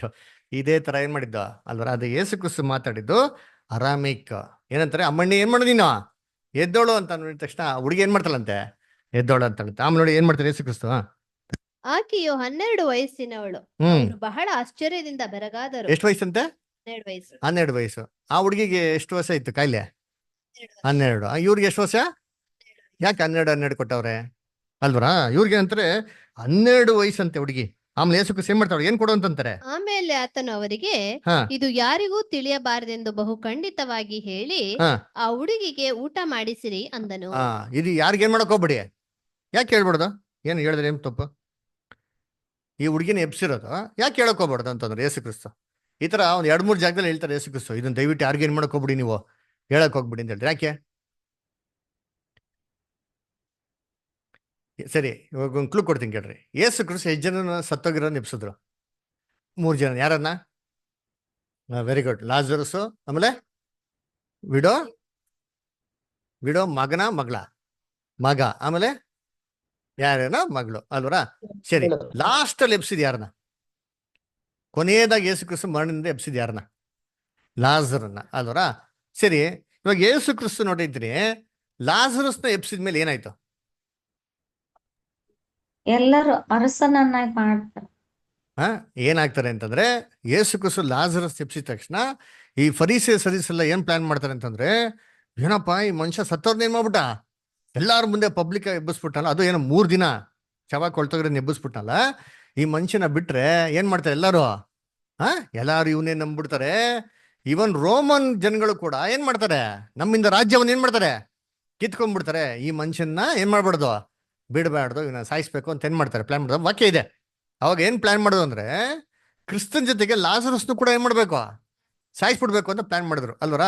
ಸೊ ಅದಕ್ಕೆ ಯೇಸು ಕ್ರಿಸ್ತ ಏನಕ್ಕೆ ಇದ್ ಹೇಳ್ಬಿಡ ಅಂತ ಹೇಳಿದ್ರು ಅಂತಂದ್ರೆ, ಇದು ಮುಂಚಿತವಾಗಿ ಹೇಳಿದ್ರೆ ಈ ಸರೀಸರಿಗೆಲ್ಲ ಕೋಪ ಬರಿಸ್ತಂತ ಆಗ್ತದೆ. ಇವರೆಲ್ಲ ಬಂದು ಯೇಸು ಕ್ರಿಸ್ತ ಕಾಲಕ್ಕಿಂತ ಮುಂಚೆನೆ ಶಿಲ್ಬೆಯಲ್ಲಿ ಹಾಕೋದಕ್ಕೆ ಏನಾಗ್ತದೆ, ಬಂದ್ಬಿಡ್ತಾರೆ. ಅದರಿಂದ ಯೇಸು ಕ್ರಿಸ್ತ ಕೆಲವೊಂದ್ಸತಿ ಏನ್ ಹೇಳ್ತಾರೆ, ಇದನ್ನ ದಯವಿಟ್ಟು ಏನ್ ಮಾಡಕ್ ಹೋಗ್ಬಿಡಿ, ಯಾರಿಗೋ ಹೇಳಕ್ ಹೋಗ್ಬಿಡಿ ಅಂತ ಏನ್ ಮಾಡಿದ್ದು ಹೇಳ್ತಾರೆ. ಅದಕ್ಕೆ ಯೇಸು ಕ್ರಿಸ್ತ ನೋಡಿ ಸಾಮಾನ್ಯವಾಗಿ ಅಬ್ಸರ್ವ್ ಮಾಡಿದ್ರೆ ಸತ್ತವರೊಳಗೆ ಎಷ್ಟೋ ಜನಗಳು ಎಬ್ಸ್ಲೇ ಇಲ್ಲ. ತುಂಬಾ ರೇರ್ ಸನ್ನಿವೇಶಗಳು, ತುಂಬಾ ಕ್ರಿಟಿಕಲ್ ಆಗಿರೋ ಸಂದರ್ಭದಲ್ಲಿ ಮಾತ್ರ ಈ 3 ಕೇಸಸ್ ಏನ್ ಮಾಡಿದ್ರು, ಎಬ್ಸಿರೋದ್ ಬಿಟ್ಟು ಬೇರೆ ಯಾರು ಅಲ್ಲ. ಇದು ಏನಕ್ಕೆ ಅಂತ ನಾವು ದೇವ್ರ ಚಿತ್ರ ಯಾರೋ ಒಂದ್ ಕಾಲದಲ್ಲಿ ನೋಡೋಣ, ಅದಕ್ಕೂ ಏನ್ ಪಾಠ ಇದೆ ಅಂತಂದ್ರ. ಸರಿ, ಎಬ್ಸಿದ್ಮೇಲೆ ಯೇಸು ಕ್ರಿಸ್ತ ಏನ್ ಮಾಡ್ತಾರೆ, ಈ ಹುಡುಗಿಗೆ ಏನ್ ಕೊಡು ಅಂತಂತಾರೆ. ಏನ್ ಮಾಡಿ 43rd ವರ್ಸ್. ಅವರು ಬಹಳ ಆಶ್ಚರ್ಯದಿಂದ ಬೆರಗಾದರು. ಆಮೇಲೆ ಆತನು ಅವರಿಗೆ, ಇದು ಯಾರಿಗೂ ತಿಳಿಯಬಾರದೆಂದು ಬಹು ಖಂಡಿತವಾಗಿ ಹೇಳಿ ಆ ಹುಡುಗಿಗೆ ಊಟ ಮಾಡಿಸಿರಿ ಅಂದನು. ನೋಡ್ರ, ಹುಡುಗಿಗೆ ಏನ್ ಕೊಡಿ, ಫಸ್ಟ್ ಆಹಾರ ಕೊಡಿ ಅಂತಂದ್ರಂತೆ ಅಲ್ವರ. ಸರಿ, ಇವಾಗ ಇದ್ರಲ್ಲಿ ನಮ್ಗೆ ಏನ್ ಪಾಠ ಇದೆ? ಈ ಮಾರ್ಕ್ 5th ಚಾಪ್ಟರ್ ಅಲ್ಲಿ ಈ 3 ಇನ್ಸಿಡೆಂಟ್ಸ್ಗಳು ಬರ್ತಾರೆ ಅದರ. ಮೊದಲನೇದಾಗೆ ಏನ್ರಿ, ಸಮುದ್ರ ಅಲ್ಲೋಲ ಕಲ್ಲೋಲವಾಗಿರ್ತಾರೆ. ಅದನ್ನ ಕ್ರಿಸ್ತನು ಸಮಾಧಾನ ಪಡಿಸಿ ಇಮ್ಮಿಡಿಯಾಗಿ ಒಂದು ದಡಕ್ ಬರ್ತಾರೆ.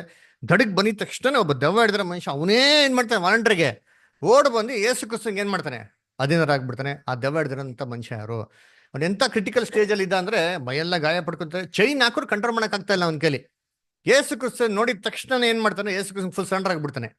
ಅವನಲ್ಲಿ ಎಷ್ಟು ದೆವ್ವಗಳಿತ್ತು ಅಂತಂದ್ರೆ ಏನ್ರಿ, ಲೇಗಿಯೋನ್ 6000 ದೆವ್ವಗಳೇನಾಗಿತ್ತಂತೆ. ಯೇಸು ಕ್ರಿಸ್ತ ಅದನ್ನ ಹಂದಿಗಳಲ್ಲಿ ಏನ್ ಮಾಡ್ತಾರೆ, ಓಡಿಸ್ತಾರೆ. ಹಂಗಾರೆ ಹಂದಿಗಳನ್ನೇನೋ, ಆ ದೆವ್ವಗಳನ್ನೇನೋ, ಆ ದೆವ್ವಗಳೆಲ್ಲ ಹೋಗಿ ಮೇಲೆ ಸ್ವಸ್ಥನಾಗಿರ್ತಾನೆ. ಸ್ವಸ್ಥನಾಗಿದ್ದಿದ್ಮೇಲೆ ಏನ್ ಕೇಳ್ತಾನೆ, ಪರ್ಮಿಷನು, ನಾನು ನಿನ್ನ ಹಿಂಬಾಲಿಸ್ತೀನಿ ಅಂತಂದ್ರೆ, ಬೇಡ ನೀನ್ ಹಿಂಬಾಲಿಸ್ಬೇಡ, ನೀನ್ ಬೇರೆ ಜನಗಳಿಗೆ ಹೋಗಿ ಹೇಳು ಅಂತ. ಅವ್ನು ಯಾವ ಊರಿಗೆ ಪರ್ಟಿಕ್ಯುಲರ್ ಹೇಳ್ತಾನೆ, ಡೆಕಾಪೋಲಿಸ್ ಅಂತ ಊರಿಗೆ ಹೋಗಿ ಹೇಳ್ತಾನೆ. ಯಾಕೆ? ಇದೆಲ್ಲ ಇನ್ಫಾರ್ಮೇಶನ್ ನಮ್ಗೇನೆ ಕೊಟ್ಟವ್ರೆ. ಇದಾಗಿನ ನಂತರ 2 ಸ್ತ್ರೀಗಳನ್ನ ಏನ್ ಮಾಡ್ತಾರೆ, ಅವರು ಗುಣಪಡಿಸ್ತಾರೆ. ಆಕ್ಚುಲ್ ಆಗಿ ಏನ್ರಿ ಸಾಯ್ತಾರಂತ ಒಂದು ಸ್ತ್ರೀನ ಎಪ್ಸೋದಿಕ್ ಹೋಗ್ತಾರೆ, ಅದೇ ಅದು ತಡ ಆಗ್ಬಿಡ್ತದೆ. ಅದಕ್ಕಿಂತ ಮುಂಚೆ ರಕ್ತ ಕುಸುಮ ರೋಗ ಇರೋಂಥ ಸ್ತ್ರೀ ಏನ್ ಮಾಡ್ತಾರೆ, ಗುಣಪಡಿಸ್ತಾರೆ. ಅನಂತರ ಆಡಿ ಸತ್ತೋಗ್ಬಿಡ್ತಾರೆ. ಆಡಿ ಸತ್ತೋಗಿರೋದನ್ನ ಎಪ್ಸೋದಿಕ್ ಹೋಗ್ತಾರೆ. ಹಂಗಾರೆ ಇದೇನ್ ಪಾಠ ಇದೆ, ಏನಿದೆ ಇದರಲ್ಲಿ, ಇದರ ಅರ್ಥ ಏನು, ಅದರ ಏನಕ್ಕೆ ಇವೆಲ್ಲ ಸನ್ನಿವೇಶಗಳು ಕೊಟ್ಟವ್ರೆ ಅಂತ ನೋಡ್ಬೇಕಾರೆ ನಮ್ಗೆಲ್ಲ ಚೆನ್ನಾಗಿ ಗೊತ್ತಿರಂಗೆ ಏನ್ರಿ, ದೇವರು ಒಂದು ಯೋಜನೆ ಏನ್ ಮಾಡೋರು ಮನುಷ್ಯನ್ಗೆ ಮಾಡೋರೆ. ಕರೆಕ್ಟಾ? ನಾವು ಬೇಸಿಕ್ ಕ್ಲಾಸ್ ಏನ್ ಕೇಳಿದ್ರೆ ಗಾಡ್ ಆಸ್ ಎ ಪ್ಲಾನ್. ಅದರ ದೇವರು ಪ್ರತಿಯೊಬ್ಬ ಮನುಷ್ಯನಿಗೆ ಮಾಡೋರು ಯೋಜನೆ ಮಾಡೋರೆ. ಅದರ ಏನ್ ಯೋಜನೆ ಮಾಡೋರೆ? ರಕ್ಷಣೆಗಳಲ್ಲಿ ಎಷ್ಟಿದೆ ರಕ್ಷಣೆ? ಭೂಲೋಕ ರಕ್ಷಣೆ, ಪರಲೋಕ ರಕ್ಷಣೆ ಎರಡು. ಭೂಲೋಕ ರಕ್ಷಣೆ, ರಕ್ಷಣೆ. ಭೂಲೋಕದ ರಕ್ಷಣೆಯಲ್ಲಿ ಯಾರ್ಯಾರು ಬರ್ತಾರೆ? ಪಿತೃಗಳು ಪಿತೃಗಳು ಬರ್ತಾರೆ, ಎಲ್ಲಾ ಜನರು. ಎಲ್ಲಾ ಜನರು. ಪರಲೋಕದ ರಕ್ಷಣೆಯಲ್ಲಿ ಚಿಕ್ಕ ಹಿಂಡು ಸಭೆ.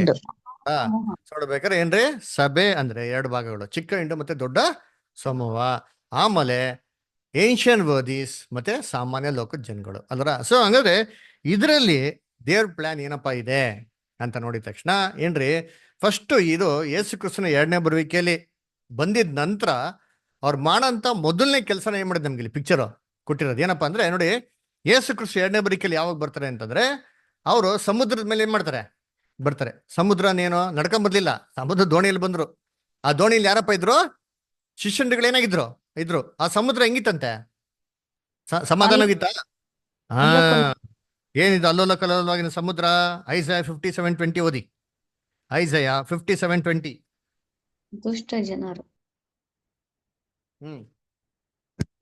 ದುಷ್ಟರಾದರೋ ಅಲ್ಲೋಲ ಕಲ್ಲೋಲವಾದ ಸಮುದ್ರದಂತಿದ್ದಾರೆ. ಅದು ಸುಮ್ಮನಿರೋದು, ಅದರ ತೆರೆಗಳು ಕೆಸರನ್ನು ಬುರುದೆಯನ್ನು ಕಾರುತ್ತಲಿರುತ್ತವೆ. ನೋಡ್ರ ಏನ್ರಿ, ದುಷ್ಟರಾದರು ಹೆಂಗಿದಾರಂತೆ? ಅಲ್ಲೋಲ ಕಲ್ಲೋಲವರಂತ ಸಮುದ್ರದಂತೆ ಇದ್ದಾರೆ.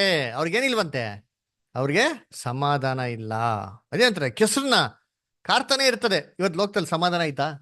ಎಲ್ಲಿದೆ ನೋಡ್ತೀನಿ. ಅದರ ಬರೀ ಎಲ್ಲಿ ನೋಡು ಬರೀ ಗಲಾಟೆ ಜಗಳ, ಬರೀ ಇದೇ ಪ್ರಾಬ್ಲಮ್ ರೀ ಅಲ್ವರ.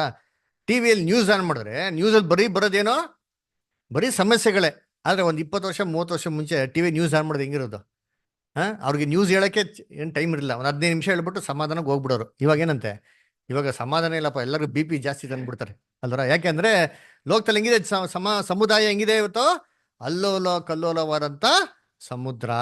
ಇದ್ರ ಮೇಲೆನೆ ಕ್ರಿಸ್ತರು ಏನ್ ಮಾಡ್ತಾರೆ ಇವತ್ತು ಬರ್ತಾರೆ. ಅದು ಇದು ಈ ಒಂದು ಅಲ್ಲೋಲ ಕಲ್ಲೋಲ ಒಂದು ಸಿಚುವೇಶನ್ ನೋಡ್ಬಿಟ್ಟು ಕೆಲವರು ನಮ್ಮಲ್ಲಿರೋಂಥ ಸೋದರ ಸೋದರಿಗಳಿಗೆ, ದೇವ್ರ ಮಕ್ಳುಗಳಿಗೆ ಏನಾಗ್ತದೆ, ಕೆಲವೊಬ್ಬರಿಗೆ ಗಾಬರಿ ಆಗ್ಬಿಡ್ತಾರೆ. ಅಯ್ಯೋ ಸ್ವಾಮಿ, ಏನು ಏನ್ ಹಿಂಗಿದೆ, ನಿಮ್ಗೆ ಗೊತ್ತಾಗ್ತಾ ಇಲ್ವಾ, ನಮ್ ನಾಶ ಆಗ್ತಾ ಇದೀರಿ ಅಂತಂದ್ರೆ ಇವೆಲ್ಲ ಯಾರ ಕಂಟ್ರೋಲ್ ಇದೆ? ಕ್ರಿಸ್ತನ್ ಕಂಟ್ರೋಲ್ ಇದೆ ಅಂದ್ರ. ಕ್ರಿಸ್ತನು ಏನ್ ಮಾಡ್ತಾರೆ, ಅತಿ ಶೀಘ್ರದಲ್ಲಿ ಇವನ್ನೆಲ್ಲವನ್ನ ಏನ್ ಮಾಡ್ತಾರೆ, ಸಮಾಧಾನ ಮಾಡ್ತಾರೆ, ಶಾಂತ ಮಾಡ್ಬಿಡ್ತಾರೆ. ಅವಾಗ ಲೋಕದಲ್ಲಿ ಯಾವ ಅಲ್ಲೋಲಕಲೋ ಅಂತ ಒಂದು ಸಿಚುವೇಶನ್ಗಳು ಇರಲ್ಲ. ಇದು ಯಾವಾಗಪ್ಪ ಅಂದ್ರೆ, ಒಂದ್ಸತಿ ಸಭೆ ಕಂಪ್ಲೀಟ್ ಆಗಿದ ತಕ್ಷಣ ಇಮಿಡಿಯೇಟ್ ಆಗಿ ಭೂಲೋಕದಲ್ಲಿ ಕಣ್ಣು ಕಾಣುವಂತ ರಾಜ್ಯನ ದೇವ್ರೇನ್ ಮಾಡ್ತಾರೆ, ಸ್ಥಾಪನೆ ಮಾಡಿದವಾಗ ಇವೆಲ್ಲ ಲೋಕದಲ್ಲಿ ಸಮಸ್ಯೆಗಳಿಗೇನ್ರಿ ಎಲ್ಲ ಫುಲ್ ಸ್ಟಾಪ್ ಬರ್ತಾರೆ. ಕರೆಕ್ಟಾ ಇಲ್ವಾ? ಸಭೆ ಕಂಪ್ಲೀಟ್ ಆಗೋದಕ್ಕೋಸ್ಕರ ದೇವ್ರೇನ್ ಮಾಡ್ತಾವ್ರೆ ಇವತ್ತು ಕಾಯ್ತಾ ಇದಾರೆ. ಒಂದ್ಸರಿ ಸಭೆ ಕಂಪ್ಲೀಟ್ ಆಗ್ಬಿಟ್ರೆ ಈ ಲೋಕದಲ್ಲಿ ಇವತ್ತಿರೋಂಥ ಸಮಸ್ಯೆಗಳು, ತೊಂದರೆಗಳು, ವಿಪತ್ತುಗಳು ಇವೆಲ್ಲ ಯಾವ್ದು ಏನಾಗಲ್ಲ, ಇರಲ್ಲ. ಯೋಚನೆ ಮಾಡಿರ್ತೀವಿ. ಇವತ್ತು ದೇವ್ರು ಯಾರಿಗೋಸ್ಕರ ಕಾಯ್ತಾ ಇದಾರೆ? ಸಭೆಗೋಸ್ಕರ ಏನ್ ಮಾಡ್ತಾವ್ರೆ, ಕಾಯ್ತಾ ಇದ್ದಾರೆ ಅಲ್ವರ. ಒಂದ್ಸತಿ ಕಂಪ್ಲೀಟ್ ಆಗ್ಬಿಟ್ರೆ ಎಲ್ಲ ಸಮಾಧಾನ ಅಲ್ವರ. ಇವಾಗ ಯೇಸು ಕ್ರಿಸ್ತ ಎರಡನೇ ಬರಿಕೆಯಲ್ಲಿ ಏನಾಗೋರೆ, ಬಂದವ್ರೆ ಅಲ್ವರ. ಸಮಾಧಾನ ರಾಜ್ಯನ ಭೂಲೋಕದಲ್ಲಿ ಸ್ಥಾಪನೆ ಮಾಡಕ್ಕೆ ಎಲ್ಲ ಸಿದ್ಧತೆ ಏನ್ ಮಾಡ್ತಾ ಇದ್ದಾರೆ, ಮಾಡ್ತಾ ಇದ್ದಾರೆ ಅಲ್ವರ. ಸರಿ, ಇವಾಗ ಸಮಾಧಾನ ರಾಜ್ಯ ಸ್ಥಾಪನೆ ಆಗೋದು ಯಾವಾಗ? ಈ ಗ್ರೇಟ್ ಟೈಮ್ ಆಫ್ ಟ್ರಬಲ್ ಮುರಿದ ತಕ್ಷಣ. ಯೇಸು ಕ್ರಿಸ್ತ ಹೇಳ್ತಾರಲ್ಲ, ಬಹು ಒಂದು ಕಷ್ಟ ಹಿಂಸೆಗಳ ಕಾಲ ಬರ್ತದೆ, ಇದುವರೆಗೂ ಬಂದಿಲ್ವಂತೆ ಆತರ ಅಂತ ಯೇಸು ಕ್ರಿಸ್ತ ಏನ್ ಮಾಡ್ತಾರೆ ಹೇಳ್ತಾರಲ್ಲ, ಮ್ಯಾಥ್ಯೂ 24 ಚಾಪ್ಟರ್ಲಿ ಅಲ್ವರ.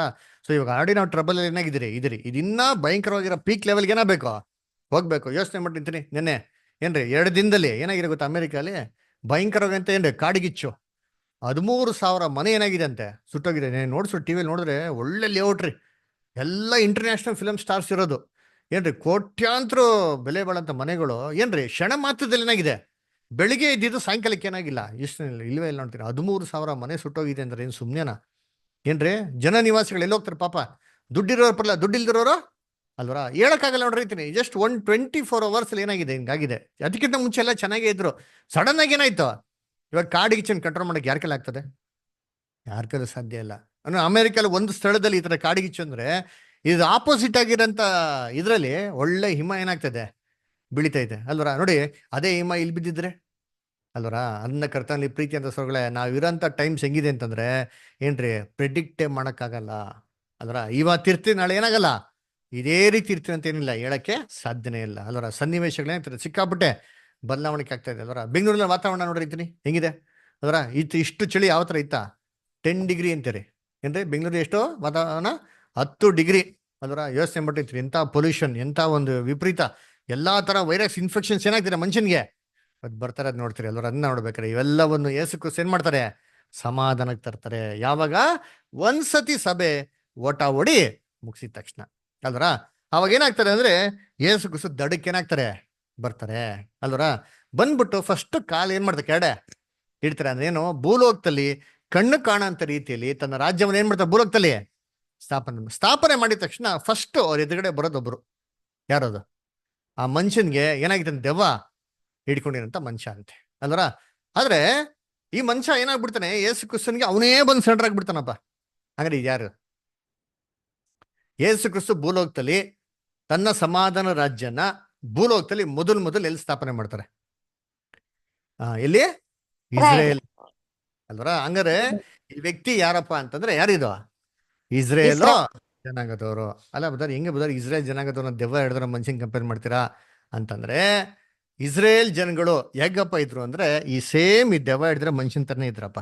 ಹೇಗಿದ್ದ ಅಂತಂದ್ರೆ ಆ ಮನುಷ್ಯನ ಬಗ್ಗೆ ಓದಿದ್ರೆ ಏನ್ ಹೇಳ್ತಂದ್ರೆ, ಆ ಮನುಷ್ಯ ಎಲ್ಲಪ್ಪ ವಾಸ ಮಾಡ್ತಾ ಇದ್ದ ಅಂತ ನೋಡಿದ್ರೆ ಮನೆಗಳಲ್ಲಿ ಏನ್ ಮಾಡ್ತಾ ಇಲ್ಲ, ಅವನು ವಾಸ ಮಾಡ್ತಾಯಿಲ್ಲ. ಎಲ್ಲಿ ವಾಸ ಮಾಡ್ತಾ ಇದ್ದ, ಗವಿಗಳಲ್ಲಿ ಸಮಾಧಿಗಳಲ್ಲಿ ಏನ್ ಮಾಡ್ತದಂತೆ, ವಾಸ ಮಾಡ್ತಾ ಇದ್ದಂತೆ. ಇವನ್ಗೆ ಎಷ್ಟು ಸತಿ ಚೈನ್ ಹಾಕೋದ್ರು ಆ ಚೈನ್ ಏನ್ ಮಾಡಕ್ ಆಗ್ತಲ್ಲ, ಇವನ್ನ ಕಿತ್ತಾಗ್ತಾ ಇದ್ನಂತೆ ಅದರ. ಹಾಗಾದ್ರೆ ಇಸ್ರೇಲ್ ಜನಗಳಿಗೆ ದೇವ್ರು ಏನ್ ಚೈನ್ ಕೊಟ್ಟಿದ್ರು ಅಂದ್ರೆ ನ್ಯಾಯ ಪ್ರಮಾಣದ ಬಂದಲ್ಲಿ ಏನ್ ಮಾಡಿದ್ರು, ಅವ್ರನ್ನ ಇಟ್ಟಿದ್ರು. ಆದ್ರೆ ಇಸ್ರೇಲ್ ಜನಗಳು ನ್ಯಾಯ ಪ್ರಮಾಣಕ್ಕೆ ಬದ್ಧರಾಗಿದ್ರಾ ಅಂದ್ರೆ ನ್ಯಾಯ ಪ್ರಮಾಣಕ್ಕೆ ಬದ್ಧರಾಗಿರ್ಲಿಲ್ಲ. ನ್ಯಾಯ ಪ್ರಮಾಣಕ್ಕೆ ವಿರುದ್ಧವಾಗಿ ಏನ್ ಮಾಡಿದ್ರು, ಅವ್ರು ನಡ್ಕೊಂಡ್ರು ನೋಡಿ. ನ್ಯಾಯ ಪ್ರಮಾಣ ವಿರುದ್ಧವಾಗಿ ನಡ್ಕೊಂಡಾಗ ಏನಾಯ್ತು ಓದನ, ರೋಮನ್ಸ್ 7 ಚಾಪ್ಟರ್, ರೋಮಪುರದಲ್ಲಿ 7ನೇ ಅಧ್ಯಾಯ 1 ಮತ್ತು 2. ರೋಮಪುರದಲ್ಲಿ 7ನೇ ಅಧ್ಯಾಯ 1 ಮತ್ತು 2. ಸಹೋದರರೇ, ಧರ್ಮಶಾಸ್ತ್ರವನ್ನು ತಿಳಿದವರಿಗೆ ನಾನು ಹೇಳುವುದೇನೆಂದರೆ, ಒಬ್ಬ ಮನುಷ್ಯನು ಜೀವದಿಂದಿರುವ ತನಕ ಮಾತ್ರ ಅವನ ಮೇಲೆ ಧರ್ಮಶಾಸ್ತ್ರದ ಅಧಿಕಾರವು ನಡೆಯುತ್ತದೆಂಬುದು ನಮಗೆ ಗೊತ್ತಿಲ್ಲವೇ? ಮನುಷ್ಯ ಜೀವಂತವಾಗಿರೋ ತನಕ ಮಾತ್ರ ಧರ್ಮಶಾಸ್ತ್ರ ಅಧಿಕಾರ ಅವನ ಮೇಲೆ ಮಾಡ್ತದೆ. ಈ ಬಂಧನದಲ್ಲಿ ಏನಾಗಿದ್ರು ಇಸ್ರೇಲ್ ಜನಗಳು ಇದ್ರು. ಆಮೇಲೆ ಅದಕ್ಕೆ ದೃಷ್ಟ ಅಂತ, ಗಂಡನು ಜೀವದಿಂದಿರುವ ತನಕ ಹೆಂಡತಿಯು ನ್ಯಾಯದ ಪ್ರಕಾರ ಅವನಿಗೆ ಬದ್ಧಳಾಗಿದ್ದಾಳೆ. ಅದರ ನೋಡಿ, ಗಂಡ ಜೀವಂತವಾಗಿರೋ ತನಕ ಹೆಂಡತಿ ಯಾರಿಗೆ ಬದ್ಧರಾಗಿದ್ದಾರೆ, ಯಾರಿಗೆ ಕಟ್ಟಲ್ಪಟ್ಟಿದ್ದಾರೆ, ಗಂಡನ್ಗೆ. ಅದೇ ತರ ಇಸ್ರೇಲ್ ಜನಗಳು ನ್ಯಾಯ ಪ್ರಮಾಣಕ್ಕೆ ಏನಂತಾರೆ, ಕಟ್ಟಲ್ಪಟ್ಟಿದ್ರು. ಈ ಬಂಧನದಲ್ಲೇ ಯಾರಿರ್ಬೇಕಾಯ್ತು, ಇಸ್ರೇಲ್ ಜನಗಳು. ಹಂಗಾರೆ ನ್ಯಾಯ ಪ್ರಮಾಣಕ್ಕೆ ಅಧೀನರಾಗಿ ನ್ಯಾಯ ಪ್ರಮಾಣದಂತ ಎಲ್ಲಾ ವಿಚಾರಗಳನ್ನ ಅವ್ರ ಕೈಗೊಂಡು ನಡಿಬೇಕಾಗಿತ್ತ ಇಲ್ವಾ, ಇತ್ತು. ಆದ್ರೆ ಇಸ್ರೇಲ್ ಜನಗಳು ನಡೆದಿಲ್ಲ. ನೋಡಿ ಏನ್ ಮಾಡಿದ್ರು, ಮ್ಯಾಥ್ಯೂ 15:6 ಓದಿ. ಮ್ಯಾಥ್ಯೂ 15:6, ಮತ್ತಾಯ 15:6. ಅವನಿಗೆ ತನ್ನ ತಂದೆ ತಾಯಿಗಳನ್ನು ಸನ್ಮಾನಿಸಬೇಕಾದದ್ದಿಲ್ಲ ಅನ್ನುತ್ತೀರಿ. ಹೀಗೆ ನಿಮ್ಮ ಸಂಪ್ರದಾಯದ ನಿಮಿತ್ತ ದೇವರ ವಾಕ್ಯವನ್ನು ನಿರರ್ಥಕ ಮಾಡಿದ್ದೀರಿ. ನೋಡ್ರ ಏನಪ್ಪ ನೋಡ್ರಿ, ಇಸ್ರೇಲ್ ಜನಗಳು ತನ್ನ ಸಂಪ್ರದಾಯಕದ ಮುಖಾಂತರ ಏನ್ ಮಾಡೋರೆ, ದೇವರ ವಾಕ್ಯವನ್ನ ಏನ್ ಮಾಡೋರಂತೆ, ನಿರರ್ಥಕ ಮಾಡ್ಬಿಡಿದಾರೆ. ಅಂದ್ರೆ ಇವ್ರಿಗೆ ಇಷ್ಟ ಬಂದಂತ ರೀತಿ ನಡ್ಕೊಳೋದು. ಆ ಮನುಷ್ಯ ಹೆಂಗಿದ್ದ, ಆ ಮನುಷ್ಯನ ಯಾರ ಕಂಟ್ರೋಲ್ ಮಾಡೋದಾಗಿತ್ತ, ಯಾವ ಮನುಷ್ಯನ ಮಾಡಕ್ ಆಗ್ತಾ ಇಲ್ಲ, ಅವ್ನು ಕಂಟ್ರೋಲ್ ಮಾಡಕ್ಕೆ ಆಗ್ತಾ ಇಲ್ಲ. ದೇವರು ಪ್ರವಾದಿಗಳನ್ನ ಕಳ್ಸಿದ್ರು, ನ್ಯಾಯಾಧಿಪತಿಗಳನ್ನ ಕೊಟ್ರು, ರಾಜನ್ನ ಕೊಟ್ರು, ಕೊನೆ ಕ್ರಿಸ್ತನ್ನೇ ಕೊಟ್ರಪ್ಪ. ಕ್ರಿಸ್ತನ್ ಕೈಲೂ ಕೂಡ ಕಂಟ್ರೋಲ್ ಮಾಡಕ್ ಏನಾಗಿಲ್ಲ, ಆಗಿಲ್ಲ. ಯಾವಾಗ ಮೊದಲನೇ ಬರುವಿಕೆಯಲ್ಲಿ ಇಸ್ರೇಲ್ ಜನಗಳು ದೇವರಿಗೆ ಅಧೀನರಾಗೇ ಇರ್ಲಿಲ್ಲ. ಇವ್ರಿಗೆ ಇಷ್ಟ ಬಂದಂತ ರೀತಿಯಲ್ಲಿ ಮಾಡೋದು, ಇಷ್ಟ ಬಂದಂತ ರೀತಿಯಲ್ಲಿ ಮಾಡ್ಬಿಟ್ಟು ನ್ಯಾಯ ಪ್ರಮಾಣ ಏನ್ ಮಾಡ್ಬಿಟ್ರು, ಅದರ ನ್ಯಾಯ ಪ್ರಮಾಣ ಮುರಿದ ಹಾಕ್ಬಿಟ್ರು. ಆ ಬಂಧನದಿಂದ ಏನ್ ಮಾಡಿದ್ರು ಇವರು, ಏನೋ ಎಷ್ಟು ಸತಿ ಚೈನ್ ಹಾಕೋರು ಸರಿ, ಅವಾಗ ಏನ್ ಮಾಡೋರು ಇವರು, ಓಡೋಗ್ಬಿಡೋರು. ಅಂದ್ರೆ ಇಸ್ರೇಲ್ ಜನಗಳಿಗೆ ಹೇಳಿ ಮತ್ತೆ ಕೇಳ್ತಾ ಇದ್ರ. ಅದಕ್ಕೆ ಬೈಬಲ್ ಹೇಳ್ಬೇಕ್ರಿ, ಇಸ್ರೇಲ್ ಜನಗಳು ಕೇಳ್ತಾ ಅಂದ್ರೆ ನೀವೆಂತ ಜನಗಳು ಅಂತಂದ್ರೆ ಕಳತು ಒಣಗಾದ ಜನಗಳು, ಮೊಂಡ ಜನಗಳು ಅಲ್ವರ, ಕತ್ತು ಬಗದವರು ಅಂತ ಅಲ್ವರ. ಇಸ್ರೇಲ್ ಜನಗಳು ಇವತ್ತು ಕೂಡ ಬಗಲ್ಲ ರೀ. ನೋಡ ಯಾರ ಮಾತೇನ್ ಮಾಡಲ್ಲ ಇಸ್ರೇಲ್ ಜನಗಳು. ಕೇಳ್ತಾರ, ಅಮೇರಿಕ ಹೇಳೈತೆ ಬೇಡ ಬಿಟ್ಬಿಡಪ್ಪ ಇದ್ದರೆ ನಾನು ಹೊಡೆದೇ ಹೊಡಿತೀನಿ, ಯುದ್ಧ ಆಡ್ತೀನಿ ಹಂಗೆ. ಅದರ ಇಸ್ರೇಲ್ ಜನಗಳು ಯಾರ ಮಾತೇನ್ ಮಾಡಲ್ಲ, ಕೇಳಲ್ಲ. ಅದಕ್ಕೆ ಇವ್ರಿಗೆ ಯಾರು ಹಿಡ್ದಂತೆ ರೀತಿಲಿ ಅಂದ್ರೆ ದೆವ್ವ ಏನಾಗಿದೆ, ಹಿಡ್ದಿದೆ. ಅದಿಂಗ್ ದೆವ್ವ ಹಿಡ್ದೈತೆ, ಈ ಲೋಕದಲ್ಲಿರೋರು ಎಲ್ಲಾರಲ್ಲೂ ಯಾರಿಗಿರೋದು? ಎಫಿಷಿಯನ್ಸ್ 2:2 ಒಂದ್ಸತಿ ಓದಿ ನೋಡೋಣ. ಎಫೆಸರು 2ನೇ ಅಧ್ಯಾಯ 2ನೇ ವಾಕ್ಯ ಓದಿಂತೀನಿ. ನೀವು ಪೂರ್ವದಲ್ಲಿ ಅಪರಾಧಗಳನ್ನು ಪಾಪಗಳನ್ನು ಮಾಡುವವರಾಗಿದ್ದು ಇಹಲೋಕಾಚಾರಕ್ಕೆ ಅನುಸಾರವಾಗಿ ನಡ್ಕೊಂಡಿರಿ. ಹೆಂಗ್ ನಡ್ಕೊಂಡ್ರಂತೆ? ಇಹಲೋಕದ ಅನುಸಾರವಾಗಿ ನಡ್ಕೊಂಡ್ರಿ ಅಂದ್ರೆ ಏನಪ್ಪಾ? ವಾಯುಮಂಡಲದಲ್ಲಿ ಅಧಿಕಾರ ನಡೆಸುವ ಅಧಿಪತಿಗೆ, ಅಂದರೆ ನಂಬಲೊಲ್ಲದವರನ್ನು ಅವಿಧೇಯತೆಗೆ ಈಗ ಪ್ರೇರೇಪಿಸುವ ಆತ್ಮನಿಗೆ ಅನುಸಾರವಾಗಿ ನಡ್ಕೊಂಡ್ರಿ. ಈ ಲೋಕದ ಅನುಸಾರವಾಗಿ ನಡ್ಕೊಂಡ್ರೆ ಏನರ್ಥ? ಅಲೆ ಅಂತ ವಾಕ್ಯದಲ್ಲಿ ನೋಡಿದ್ರೆ ಈ ಲೋಕದ ಅನುಸಾರ ನಡ್ಕೊಂಡ್ರೆ ಏನರ್ಥ ಅಂದ್ರೆ ಏನ್ರಿ? ವಾಯುಮಂಡಲ ಅಧಿಕಾರ ಮಾಡ್ತಾನೆ ಗೊತ್ತಾ? ಯಾರು? ಸೇತಾನು ಬಿದ್ದೋಗಿರುತ್ತರು. ಅವ್ರಿಗೆ ಏನ್ ಮಾಡ್ರಿ ಅಂತ ನೀವು ವಿಧೇಯರಾಗಿದ್ರಿ ಅಂತ ಅರ್ಥ. ಹೆಂಗ್ ಗೊತ್ತಾ ಮೀನಿಂಗು? ಇವರೆಲ್ಲ ಯಾರ್ ಕಂಟ್ರೋಲ್ ಅವ್ರೆ? ಅದಕ್ಕೆ ಇಸ್ರೇಲ್ ಜನಗಳು ದೇವ್ರ ಕಂಟ್ರೋಲ್ ಅಲ್ಲೇ ಇರ್ಲಿಲ್ಲ. ನೋಡಿ, ಇವಾಗ ಯೇಸು ಕ್ರಿಸ್ತು ಅದ್ಭುತ ಮಾಡ್ಬೇಕಾರೆ ಅವರು ಎಷ್ಟು ಜನ ನಿಂತಿದ್ರು ಊರಲ್ಲಿ? ಎಷ್ಟು ಜನ ಬರೋರು ಬಾಗಲ ಹತ್ರ? ಊರವರೆಲ್ಲ ಬರ್ತಾ ಇದ್ರು ಅಲ್ವರ? ಯೇಸು ಕ್ರಿಸ್ತು ಅದ್ಭುತ ಮಾಡಕ್ಕೆ ಅಂತ ಇಡೀ ಸಿಟಿ ಏನ್ ಮಾಡಿದ್ರು? ಡೋರ್ ಹತ್ರ ನಿಂತಿರಂತೆ. ಅರೆ ಯೋಚನೆ ಮಾಡಿರ್ತೀನಿ, ಇವರೆಲ್ಲ ಯಾರ್ ಕಂಟ್ರೋಲ್ ಇದ್ರು ಗೊತ್ತಾ? ಪಕ್ಕಾ ಸೇತಾನ್ ಕಂಟ್ರೋಲ್. ಹೆಂಗ್ ಹೇಳ್ಬೋದು ಅಂತಂದ್ರೆ, ಇದೇ ಇಡೀ ಇಸ್ರೇಲ್ ಜನಗಳು ಯೇಸು ಕ್ರಿಸ್ತನ ಅರೆಸ್ಟ್ ಮಾಡಿ ಸೀದಾ ಪಿಲಾತ್ ಹತ್ರ ಏನ್ ಮಾಡ್ತಾರೆ? ಪಿಲಾತ್ ಬಿಡ್ತಾರೆ, ನನಗೂ ಇವ್ರ ರಕ್ತಕ್ಕೂ ಸಂಬಂಧ ಇಲ್ಲಪ್ಪ, ನಾನು ಕೈ ತೊಳ್ಕೊಂಡ್ಬಿಡ್ತೀನಿ ಅಂತ ಹೇಳ್ತಾರೆ. ಅವಾಗ ಇಸ್ರೇಲ್ ಜನ ಏನ್ ಹೇಳ್ತಾರೆ? ಈ ಪಾಪ ನಮ್ಮ ಮೇಲೆ ಏನಾಗಿರ್ಲಿ ಇರ್ಲಿ, ನಿಮ್ ರಾಜನ ಸಾಯಿಸ್ಬಿಡ್ಲಾ ಅಂತ ಏನ್ ಹೇಳ್ತಾರೆ? ನಮಗ್ ರಾಜ ಇಲ್ಲ, ನಮ್ಗೆ ಯಾರ ರಾಜ? ಹಂಗಾರೆ ಯಾರು ಮಾತಾಡ್ತಾ ಇರೋದು? ಆಕ್ಚುಲಿ ಇಲ್ಲಿ ಮಾತಾಡ್ತಾ ಇರೋದು ಸೇತಾನು ಅಲ್ವರ? ಏನ್ ಮಾಡ್ಬೇಕು? ಕ್ರಿಸ್ತನ್ನ ಶಿಲ್ಬೆಗೆ ಹಾಕು ಅಂತ ಕೂಗಿದ್ದು ಅದ್ಯಾರು ಅಂತಂದ್ರೆ ಸೇತಾನು. ಅದಕ್ಕೆ ಏನ್ ನೋಡ್ಬೇಕ್ರಿ, ಮನುಷ್ಯ ತನ್ನ ಅದ್ಭುತಲೇ ಇಲ್ಲ ರೀ, ಬಾಯಿ ಬಂದಂತ ರೀತಿಯಲ್ಲಿ, ಇಷ್ಟ ಬಂದಂತ ರೀತಿಯಲ್ಲಿ ಏನ್ ಮಾಡ್ತಾರೆ ಅಂತ ಇವನು ಮಾತಾಡ್ತಾ ಇದ್ದಂತೆ ಅಲ್ವರ? ಆಮೇಲೆ ಇವನ್ ಏನ್ ಮಾಡಂತೆ?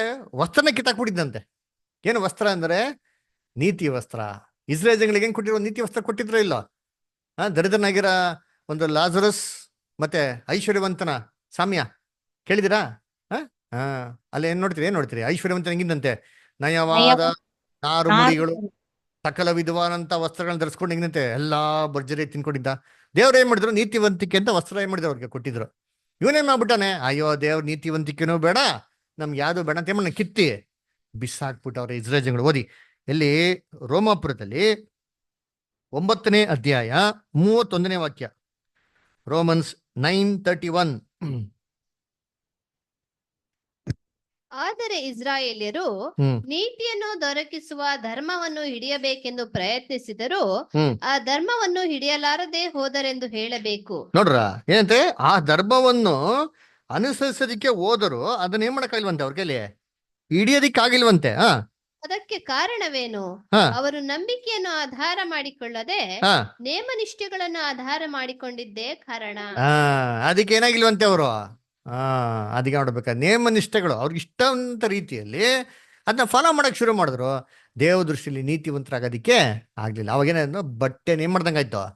ಹಾರ್ಕೊಂಡಂಗಾಯ್ತು, ಬಟ್ಟೆ ಬಿಚ್ಚಾಕ್ದಂಗಾಯ್ತು. ದೇವ ದೃಷ್ಟಿಲಿ ಏನಾದ್ರು ಇಸ್ರೇಲ್ ಜನಗಳು ಬೆತ್ತಲೇ ಆದ್ರು ಅಲ್ವರ? ಅದಕ್ಕೆ ಇಸ್ರೇಲ್ ಜನಗಳು ಹೆಂಗಪ್ಪ ಅಂದ್ರೆ ದೆವ್ವ ಹಿಡಿದ್ರು ತರ ಆಗ್ಬಿಟ್ರಂತೆ. ಯಾರ ಕಂಟ್ರೋಲಲ್ಲೂ ಇಲ್ಲ ಇವರು ಅಲ್ವರ? ಸರಿ, ಈ ಮನುಷ್ಯ ಎಲ್ಲಿ ವಾಸ ಮಾಡ್ತಾ ಇದ್ದಂತೆ? ಗುಹೆಗಳಲ್ಲಿ. ಯಾವಾಗ ಯೇಸು ಕ್ರಿಸ್ತು ದಡಗದ್ದು ಬರ್ತಾ ಇರ್ಬೇಕಾದ್ರೆ ಎಲ್ಲಿದ್ದಂತೆ? ಗುಹೆಯಲ್ಲಿ. ಏನು ಗುಹೆ ಅಂದ್ರೆ? ಸಮಾಧಿ. ಕರೆಕ್ಟಾ? ಗುಹೆಯಲ್ಲಿ ಯಾರಿರ್ತದ? ಸಮಾಧಿ, ಶವಗಳಿರ್ತಾ ಇತ್ತು ಅಲ್ವರ?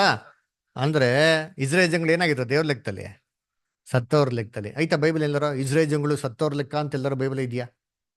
ಎಲ್ಲೈತೆ? ಅದು ಇಡೀ ಲೋಕಕ್ಕೆ ಹೇಳ್ತಾರೆ. ಇಸ್ರೇಲ್ ಜನಗಳಿಗೆ ಪರ್ಟಿಕ್ಯುಲರ್ ಎಲ್ಲರವ್ರೆ ಸಮಾಧಿಲಿದ್ರು, ಸಮಾಧಿಯಿಂದ ಅವ್ನ ಎಬ್ಬಿಸ್ತೀನಿ ಅಂತ ಎಲ್ಲೈತೆ? ಎಲ್ಲ ಬೇಸಿಕ್ ಕ್ಲಾಸ್ ಎಲ್ಲ ಮರ್ತೋಗ್ಬಿಟ್ಟಿದ್ದೀರಾ? ಚೆನ್ನಾಗಿ ಜ್ಞಾಪಿಸ್ಕೊಳ್ಳಿ. ಏಷ್ಯಾದಲ್ಲ, ಒಂದ್ ದರ್ಶನನೇ ನೋಡ್ಬಿಟ್ಟಿದ್ರಿ ಅದ್ರ ಬಗ್ಗೆ. ಒಂದ್ ದರ್ಶನನೇ ಐತೆ. ನಾನೆಲ್ಲ ದರ್ಶನ?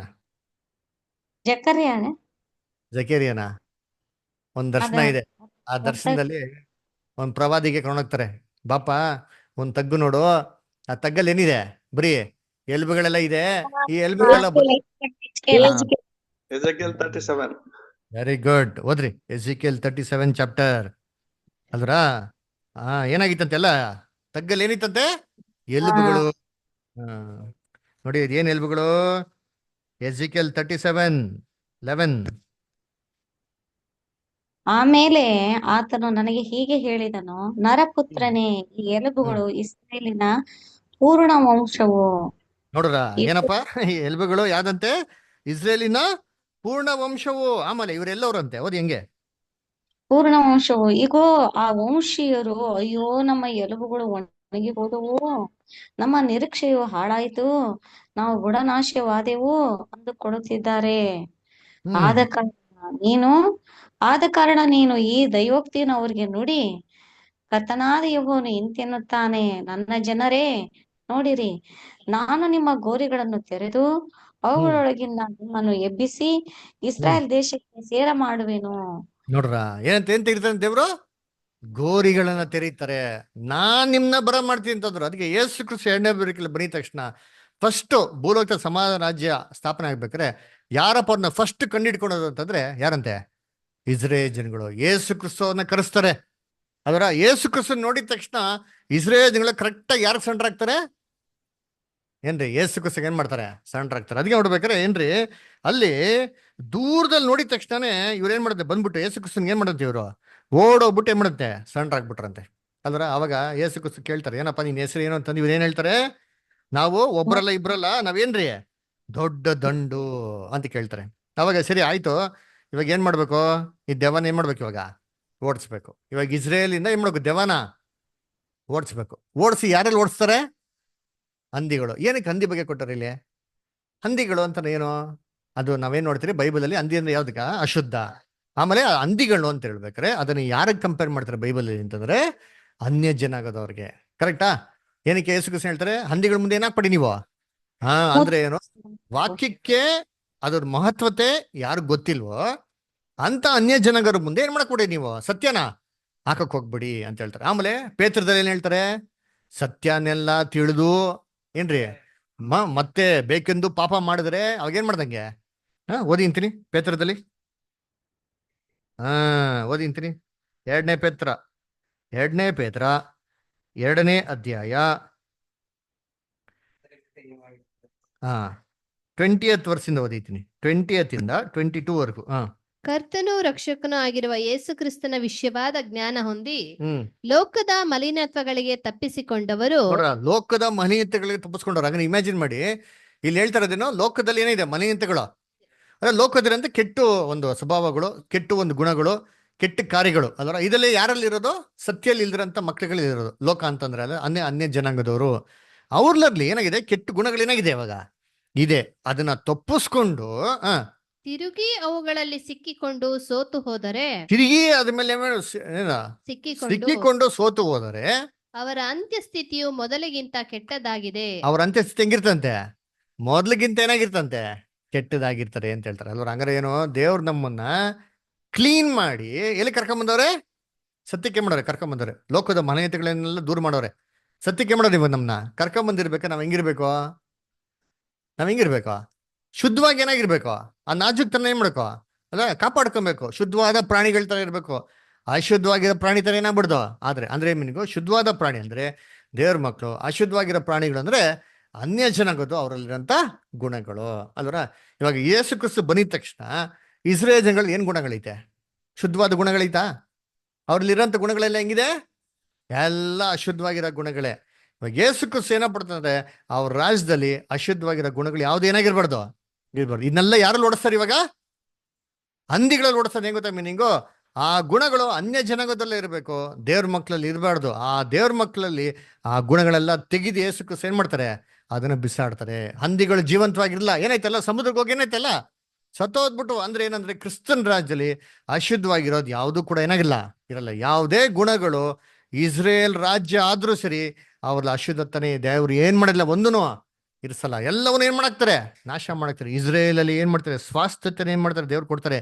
ಆರೋಗ್ಯನ ಏನ್ ಮಾಡ್ತಾರೆ? ದೇವ್ರು ಇಸ್ರೇಲ್ ಜನಗಳು ಕೊಡ್ತಾರೆ. ಅದಕ್ಕೆ ಆ ಮನುಷ್ಯನ್ಗೆ ಇದೆಲ್ಲ ಓಡಿಸಿದ್ಮೇಲೆ ಅವ್ನು ಏನ್ ಮಾಡದಂತೆ? ಅವನು ಎಲ್ಲಿ ಕೂತಿದ್ದಂತೆ? ಓದಿ 15ನೇ ವಾಕ್ಯ, ಮಾರ್ಕ್ 5:15. ಅಂದರೆ ದೆವ್ವಗಳ ದಂಡಿನಿಂದ ಹಿಡಿಯಲ್ಪಟ್ಟಿದ್ದವನು ಬಟ್ಟೆಗಳನ್ನು ಹಾಕಿಕೊಂಡು ಸ್ವಸ್ಥ ಬುದ್ಧಿಯಿಂದ ಕೂತಿರುವುದನ್ನು ನೋಡಿ. ಹೆಂಗಪ್ಪ ಇದ್ದಂತೆ? ಇವಾಗ ಏನ್ ಹಾಕೋಣ ಇವಾಗ? ಬಟ್ಟೆ ಇಷ್ಟ ದಿನ ಬಟ್ಟೆ ಇತ್ತಾ? ಹಾಕಿರೋ ಬಟ್ಟೆ ಏನ್ ಮಾಡಿದ್ದವನು? ಬಿಸಾಕ್ಬಿಡ. ಇವಾಗ ಏನ್ ಮಾಡೋದು? ದೇವ್ರವ್ರಿಗೆ ಬಟ್ಟೆ ಕೊಟ್ಟವ್ರೆ ಅಂತಂದ್ರೆ ಇಸ್ರೇಲ್ ಜನಗಳಿಗೆ ದೇವ್ರ ಏನ್ ಮಾಡ್ತಾರೆ, ತಿರ್ಗಾ ಕೃಪೆನ ಏನ್ ಮಾಡ್ತಾರೆ, ಕೊಡ್ತಾರೆ. ತಿರ್ಗಾ ಅವ್ರಿಗೆ ಏನ್ ಮಾಡ್ತಾರೆ, ಸ್ವಾಸ್ಥ್ಯತೆನ ಏನ್ ಮಾಡ್ತಾರೆ ದೇವ್ರ ಅವ್ರಿಗೆ ಕೊಡ್ತಾರೆ. ಯಾವಾಗ ಕೊಡ್ತಾರೆ ನೋಡಿ, ಹೇಳ್ತಾರೆ Yesu Kristu Matthew 23rd chapter. ಒಂದ್ ಟೈಮು ಅಂತ ಹೇಳ್ತಾರೆ. ಯಾವ ಟೈಮ್ ಅದು ಓದನ, ಮ್ಯಾಥ್ಯೂ 23rd ಚಾಪ್ಟರ್ಲಿ 37 39 ವರೆಗೂ ಓದಿ. ಎರುಸಲೇಮೇ ಎರುಸಲೇಮೇ, ಪ್ರವಾದಿಗಳ ಪ್ರಾಣ ತೆಗೆಯುವವಳೆ, ದೇವರು ನಿನ್ನ ಬಳಿಗೆ ಕಳಿಸಿಕೊಟ್ಟವರನ್ನು ಕಲ್ಲೆಸೆದು ಕೊಲ್ಲುವವಳೆ. ಏನ್ರಿ ಯೆರೂಸಲೇಮೇ ಯೆರೂಸಲೇಮೇ, ಏನ್ ಕ್ಯಾರೆಕ್ಟರ್ ಅಂತ ಇವಳಿಗೆ? ಯೆರೂಸಲೇಮಿಗೆ ಪ್ರವಾದಿಗಳನ್ನು ಏನ್ರಿ ಪ್ರಾಣ ತೆಗೆಯುವವಳೆ, ಪ್ರಾಣ ತೆಗೆಯೋಳೆ. ಹಾ, ದೇವರು ನಿನ್ನ ಬಳಿಗೆ ಕಳಿಸಿಕೊಟ್ಟವರನ್ನು ಹಾ ಕಲ್ಲೆಸೆದು ಕೊಲ್ಲುವವಳೆ. ನೋಡ್ರಿ ಏನು ಒಳ್ಳೆ ಕ್ಯಾರೆಕ್ಟರ್ ಅಲ್ವರ. ಏನು ದೇವ್ರ ಮಕ್ಕಳನ್ನ ಕಳ್ಸಿದ್ರೆ ಇವ್ರು ಏನ್ ಮಾಡ್ತಾರೆ, ಕಲ್ಲು ಹೊಡೆದ್ಬಿಟ್ಟು ಆ ಹುಚ್ಚ ಏನ್ ಮಾಡ್ತಾ ಇದ್ದ, ಅದೇ ಮಾಡ್ತಾ ಇದ್ದ. ಇಸ್ರೇಲ್ ಜನಗಳು ಏನ್ ಮಾಡ್ತಾ ಇದ್ರು, ದೇವ್ರು ಯಾನ್ ಕಳ್ಸಿಕೊಟ್ರು ಸರಿ, ನ್ಯಾಯ ಪ್ರಮಾಣದಲ್ಲಿ ದೇವ್ರ ವಾಕ್ಯ ಒಳಗಡೆ ಬಾಪ ಅಂತಂದ್ರೆ ಇವ್ರು ಏನ್ ಮಾಡೋದಂತೆ, ಆ ಪ್ರವಾದಿಗಳಿಗೆ ದೇವ್ರ ಮಕ್ಳಿಗೆಲ್ಲ ಕಲ್ಲು ಹೊಡೆದು ಸಾಯಿಸಾರಂತೆ. ಆಮೇಲೆ ಕೋಳಿ ತನ್ನ ಮರಿಗಳನ್ನು ರೆಕ್ಕೆಗಳ ಕೆಳಗೆ ಕೂಡಿಸಿಕೊಳ್ಳುವಂತೆ ಹಾ ನಿನ್ನ ಮಕ್ಕಳನ್ನು ಕೂಡಿಸಿಕೊಳ್ಳುವುದಕ್ಕೆ ನನಗೆ ಎಷ್ಟೋ ಸಾರಿ ಮನಸ್ಸು. ನೋಡ್ರಿ, ನಾನು ಎಷ್ಟೋ ಸತಿ ಏನ್ ಮಾಡಿದೀನಿ, ಇದನ್ನ ವಾಸಿ ಮಾಡೋಕ್ಕೆ ಪ್ರಯತ್ನ ಮಾಡಿದೀನಿ, ಗುಣಪಡಿಸೋದಕ್ಕೆ ಪ್ರಯತ್ನ ಮಾಡಿದೀನಿ, ನಾರ್ಮಲ್ ಆಗಿ ತರೋದಕ್ಕೆ ಪ್ರಯತ್ನ ಮಾಡಿದೀನಿ, ಮಕ್ಳುಗಳ ತರ ಟ್ರೀಟ್ ಮಾಡಿದೀನಿ. ನಿಮಗೇನಿಲ್ಲ, ಆದರೆ ನಿಮಗೆ ನಿಮಗೆ ಮನಸ್ಸೇ ಇಲ್ಲ. ಅದಕ್ಕೆ ಏನ್ ಮಾಡ್ತಾರಂತೆ, ನೋಡಿರಿ, ಹಾ ನಿಮ್ಮ ಆಲಯವು ನಿಮಗೆ ಬರಿದಾಗಿ ನೋಡ್ರ, ಬಿಟ್ಟಿದೆ. ಏಸು ಏನ್ ಮಾಡ್ಬಿಟ್ರು, ಇಸ್ರೇಲ್ ಜನಗಳ ಮೊದಲನೇ ಬರೋಕಿಲಿ ರಿಜೆಕ್ಟ್ ಮಾಡ್ಬಿಟ್ರು, ಕೈ ಬಿಟ್ಬಿಟ್ರು. 1845 ವರ್ಷಗಳು ದೇವ್ರ ಕೃಪೆ ಇಸ್ರೇಲ್ ಜನಗಳಿಗೆ ಕೊಡ್ಲೇ ಇಲ್ಲ. ಕರೆಕ್ಟ್ ಆಗಿ 1878 ಕೃಪೆ ಬಂತು ನೋಡಿ. ಅದಕ್ಕೆ ಹೇಳ್ತಾರೆ ಯೇಸು ಕ್ರಿಸ್ತ ಯಾವಾಗ ಬರ್ತದೆ ಕೃಪೆ, 39th ವರ್ಸ್.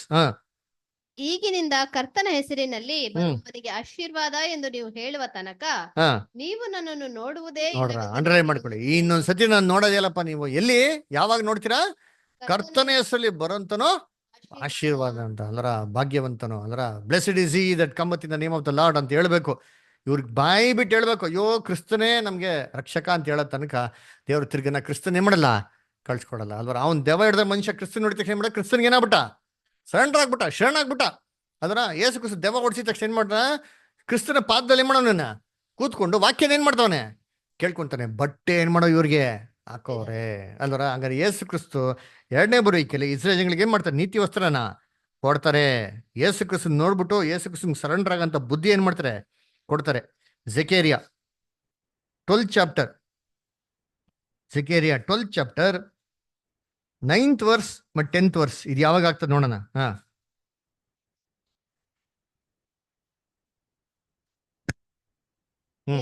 ಯೆರೂಸಲೇಮಿನ ಮೇಲೆ ಬೀಳುವ ಎಲ್ಲಾ ಜನಾಂಗಗಳ ಧ್ವಂಸಕ್ಕೆ ಆ ದಿನದಲ್ಲಿ ಕೈ ಹಾಕು. ನೋಡ್ರ, ಏನ್ರಿ ಇದು ಯಾವಾಗ ಆಗದಪ್ಪ ಅಂತಂದ್ರೆ, ಯೆರೂಸಲೇಮಿಗೆ ವಿರುದ್ಧವಾಗಿ ಎಲ್ಲಾ ಜನಾಂಗದ ಯುದ್ಧಕ್ಕೆ ಏನ್ ಮಾಡ್ತಾರೆ, ಬರ್ತಾರೆ.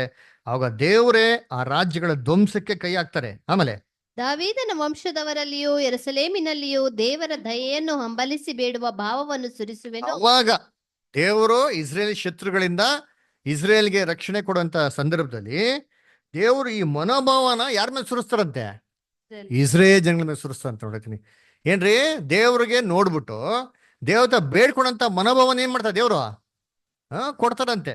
ಆಮೇಲೆ ತಾವು ಇರಿದವನನ್ನು ದಿಟ್ಟಿಸಿ ನೋಡುವರು. ನೋಡ್ರ, ತಾವು ಇರಿದವ್ರನ್ನ ಅವಾಗ ದಿಟ್ಟಿಸಿ ನೋಡ್ತಾರೆ. ಇದ್ದೊಬ್ಬ ಮಗನನ್ನು ಕಳಕೊಂಡಂತೆ ಅವನಿಗಾಗಿ ಗೋಳಾಡುವರು. ನೋಡ್ರ, ಇದ್ದೊಬ್ಬ ಮಗನನ್ನ ಕಳ್ಕೊಂಡಂತೆ ಅವಾಗ ಏನ್ ಮಾಡ್ತಾರೆ, ಗೋಳಾಡ್ತಾರೆ. ಯಾರಿಗೆ, ಕ್ರಿಸ್ತನ್ಗಾಗಿ. ಆವಾಗ ಇಸ್ರೇಲ್ ಜನಗಳು ಗೋಳಾಡ್ತಾರೆ. ಆವಾಗ ಇಸ್ರೇಲ್ ಜನಗಳಿಗೆ ಏನ್ ಮಾಡೋದು, ಪವಿತ್ರಾತ್ಮ ಕೊಟ್ಟ ಅವಾಗ ನೀತಿ ವಸ್ತ್ರ ಏನ್ ಮಾಡೋದು ಅವ್ರಿಗೆ ಕೊಡೋದು ಅಲ್ವರ.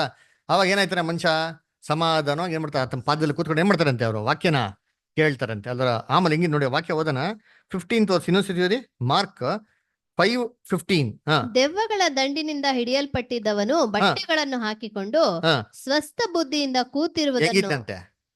ಸ್ವಸ್ಥ ಬುದ್ಧಿ ಅಲ್ವರ. ಇವಾಗ ಇಸ್ರೇಲ್ ಜನಗಳಿಗೆ ಸ್ವಸ್ಥ ಬುದ್ಧಿ ಐತಾ, ಸ್ವಂತ ಬುದ್ಧಿ ಐತೆ. ಅದರ ಸ್ವಸ್ಥ ಬುದ್ಧಿ ಏನಾಗಿಲ್ಲ, ಇಲ್ಲ. ಅವಾಗ ಕೊಡ್ತಾರೆ ನೋಡಿ, ಅಂತೀನಿ ಸ್ವಸ್ಥ ಬುದ್ಧಿ. ಕ್ರಿಸ್ತನ ಮಾತನ್ನ, ದೇವರ ಮಾತನ್ನ ಕೇಳಂತ ಬುದ್ಧಿ ಕೊಡ್ತಾರಂತೆ. ಆಮೇಲೆ ನೋಡಿ, ಆಮೇಲೆ ಏನ್ ನೆಕ್ಸ್ಟ್, ನಡೆದ ಸಂಗತಿಯನ್ನು ನೋಡಿದ್ದವರು ಆ ದೆವ್ವ ಹಿಡಿದಿದ್ದವನಿಗೆ ಹೀಗಾಯಿತೆಂಬುದನ್ನು ಹಂದಿಗಳ ವಿಷಯವನ್ನು ಅವರಿಗೆ ವಿವರಿಸಲು ಅವರು ತಮ್ಮ ಸೀಮೆಯನ್ನು ಬಿಟ್ಟು ಹೋಗಬೇಕು. 15th ವರ್ಸ್ ಕರೆಕ್ಟ್ ಆಗಿ ಓದ್ರಿ ಇನ್ನೊಂದ್ಸತಿ. ಅವ್ನು ಸ್ವಸ್ಥ ಬುದ್ಧಿ ಇರೋದ್ ನೋಡಿ ಕೂತಿರುವುದನ್ನು ಜನಗಳು ಏನಾದ್ರಂತೆ ನೋಡ್ಬಿಟ್ಟು ಭಯ ಪಟ್ರು ಅಲ್ವರ. ಇದನ್ನ ನೋಡ್ಬಿಟ್ಟು ಜನಗಳು ಏನಾಗ್ಬಿಟ್ರಂತೆ, ಭಯ ಪಟ್ಬಿಟ್ರಂತೆ. ಇಸ್ರೇಲ್ ಜನಗಳಿಗೆ ದೇವರು ಇಂಥ ಭಯಂಕರವಾಗಿಂತ ಟ್ರಬಲ್ ಅಲ್ಲಿ ರಕ್ಷಣೆ ಕೊಡೋದು ನೋಡ್ಬಿಟ್ಟು ಇಡೀ ಲೋಕ ಏನಾಯ್ತಾರೆ ನೋಡ್ಬಿಟ್ಟು ಭಯ ಪಟ್ಬಿಡ್ತಾರೆ, ಆಶ್ಚರ್ಯ ಆಗ್ಬಿಡ್ತಾರೆ ಅಲ್ವರ. ಏನಪ್ಪ, ಎಲ್ಲಾ ಇಸ್ರೇಲ್ಗೆ ವಿರುದ್ಧವಾಗಿ ಬಂದಿರೋ ಜನಾಂಗದವ್ರನ್ನೆಲ್ಲ ಏನ್ ಮಾಡ್ಬಿಟ್ರು ಯೇಸು ಕ್ರಿಸ್ತ ಸೋಲ್ಸ್ಬಿಟ್ಟು ಅವ್ರಿಗೇನ್ ಮಾಡೋದು ಇವಾಗ ಒಳ್ಳೆ ಆರೋಗ್ಯನ ಕೊಟ್ಟರೆ ಅಂತ ಹೇಳ್ಬೇಕಾರೆ ಇದು ನೋಡಿ ಏನಾಗ್ತಾರೆ ಎಲ್ಲರೂ ಆಶ್ಚರ್ಯ ಪಟ್ಬಿಟ್ರಂತೆ ಅಲ್ಲರ. ಆ ಮನುಷ್ಯ ಏನ್ ಕೇಳ್ಕೊಂತಾನೆ, ನಾನು ಇನ್ನೇನ್ ಮಾಡ್ತೀನಿ, ಹಿಂದೆ ಬರ್ತೀನಿ. ಯೇಸು ಕ್ರಿಸ್ತು ಬಾ ಅನ್ಬೋದಾಗಿತ್ತಲ್ಲ, ಯಾಕೆ ಹೇಳಲಿಲ್ಲ? ಇಸ್ರೇಲ್ ಜನಗಳು 1000 ವರ್ಷದಲ್ಲಿ, ಸ್ವಾಮಿ ನಾವು ನಿಮ್ ಶಿಷ್ಯರಾಗ್ತೀರಿ, ನಾವು ನಿಮ್ ಹಿಂದೆ ಬರ್ತೀರಿ, ನಿಮ್ ಹೆಜ್ಜೆಗಳಲ್ಲಿ ನಡೀತೀರಿ ಅಂದ್ರೆ ಅವಕಾಶ ಆಯ್ತಾ? ಅವಕಾಶ ಇರಲ್ಲ. ಏನಾಗಿದೆ, ಕ್ಲೋಸ್ ಆಗಿದೆ. ಏನ್ ಕೇಳ್ತಾನೆ ಐಶ್ವರ್ಯವಂತನ ಮತ್ತೆ ಲಾಜರಸ್ ಇದ್ರಲ್ಲಿ, ಸ್ವಾಮಿ ದಯವಿಟ್ಟು ಒಂದೇ ಒಂದು ತೊಟ್ಟನ್ನು ಕೊಟ್ಬಿಟ್ಟು ಏನ್ ಮಾಡ್ಲಿ, ನನ್ನ ಬಾಯಿ ದಾಹನ ಅಲ್ವರ. ಇಲ್ಲಪ್ಪ ಆಗಲ್ಲ, ನಿನ್ಗೆ ಒಂದು ಕೃಪೆಯ ಸಮಯ ಇತ್ತು, ಗಾಸ್ಪೆಲ್ ಏಜ್ ಅಲ್ಲಿ ಇವ್ರಿಗೆ ಸಮಯ, ಯಹೂದ್ಯರ ಕಾಲ ಇತ್ತು, ಮುಗೀತು. ಇವಾಗ ನಿಮ್ಗೇನಾಗಲ್ಲ, ಚಾನ್ಸು ಸಿಕ್ಕದಿಲ್ಲ. ಹಂಗಾರೆ ಇಸ್ರೇಲ್ಗಳಿಗೆ ತಿರ್ಗಾ ಕ್ರಿಸ್ತನ ಶಿಷ್ಯನಾಗೋದಿಕ್ಕೆ ಮಾರ್ಗ ಇಲ್ಲ. ಆ ಮಾರ್ಗ ಏನ್ರಿ, ದಟ್ ಈಸ್ ಕ್ಲೋಸ್ಡ್. ಡೋರ್ ಒಂದ್ಸತಿ ಕ್ಲೋಸ್ ಆಗ್ಬಿಟ್ರೆ ಇನ್ನೊಂದ್ಸತಿ ಏನಾಗಲ್ಲ, ಓಪನ್ ಆಗಲ್ಲ. ಇವಾಗ ಓಪನ್ ಐತೆ. ಅದರ ಇವಾಗ ಕೂಡ ಯಾರೋ ಒಬ್ಬ ಯಹೂದ್ಯರು ದೇವ್ರ ಮಾರ್ಗನ ತಿಳ್ಕೊಂಡು ಬಂದ್ರೆ ಏನಾಗುತ್ತೆ, ಅವಾಗ ರಕ್ಷಣೆ ಇದೆ. ಆದ್ರೆ ಒಂದ್ಸತಿ ಸಭೆ ಕಂಪ್ಲೀಟ್ ಆಗ್ಬಿಟ್ರೆ ಇನ್ ಯಾವುದೇ ಕಾರಣಕ್ಕೂ ಡೋರ್ ಏನ್ ಮಾಡಲ್ಲ, ಓಪನ್ ಮಾಡಲ್ಲ. ಅವಾಗ ಇಸ್ರೇಲ್ ಜನಗಳಿಗೆ ಇರೋದು ಒಂದೇ ಚಾನ್ಸ್, ನೀನು ಹೋಗು, ಏನ್ ಮಾಡೋ, ನಿನಗೆ ದೇವರೆಲ್ಲ ಏನ್ ಮಾಡಿದ್ರು ಇದನ್ನ ಯಾರಿಗೆ ಹೇಳೋ, ಎಲ್ಲರಿಗೂ ಹೋಗಿ ಹೇಳು ಅಂತ ಹೇಳ್ತಾನೆ. ಇವನು ಯಾವ್ರಿಗೆ ಹೋಗ್ತಾನೆ, ಡೆಕಾಪೊಲಿಸ್ಗೆ ಹೋಗ್ತಾನೆ. ಎಷ್ಟಿತ್ತಾನೆ ಡೆಕಾಪೊಲಿಸ್ ಅಂದ್ರೆ ಎಷ್ಟು ಊರು?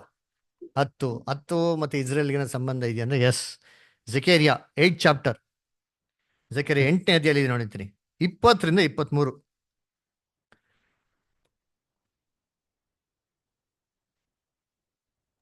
ಜೆಕೇರಿಯಾ 8ನೇ. ಸೇನಾಧೀಶ್ವರ ಯೆಹೋವನು ಇಂತೆನ್ನುತ್ತಾನೆ, ಹ್ಮ್ ಇನ್ನು ಮುಂದೆ ಜನಾಂಗಗಳು ದೊಡ್ಡ ಪಟ್ಟಣಗಳ ನಿವಾಸಿಗಳು ಬರುವರು.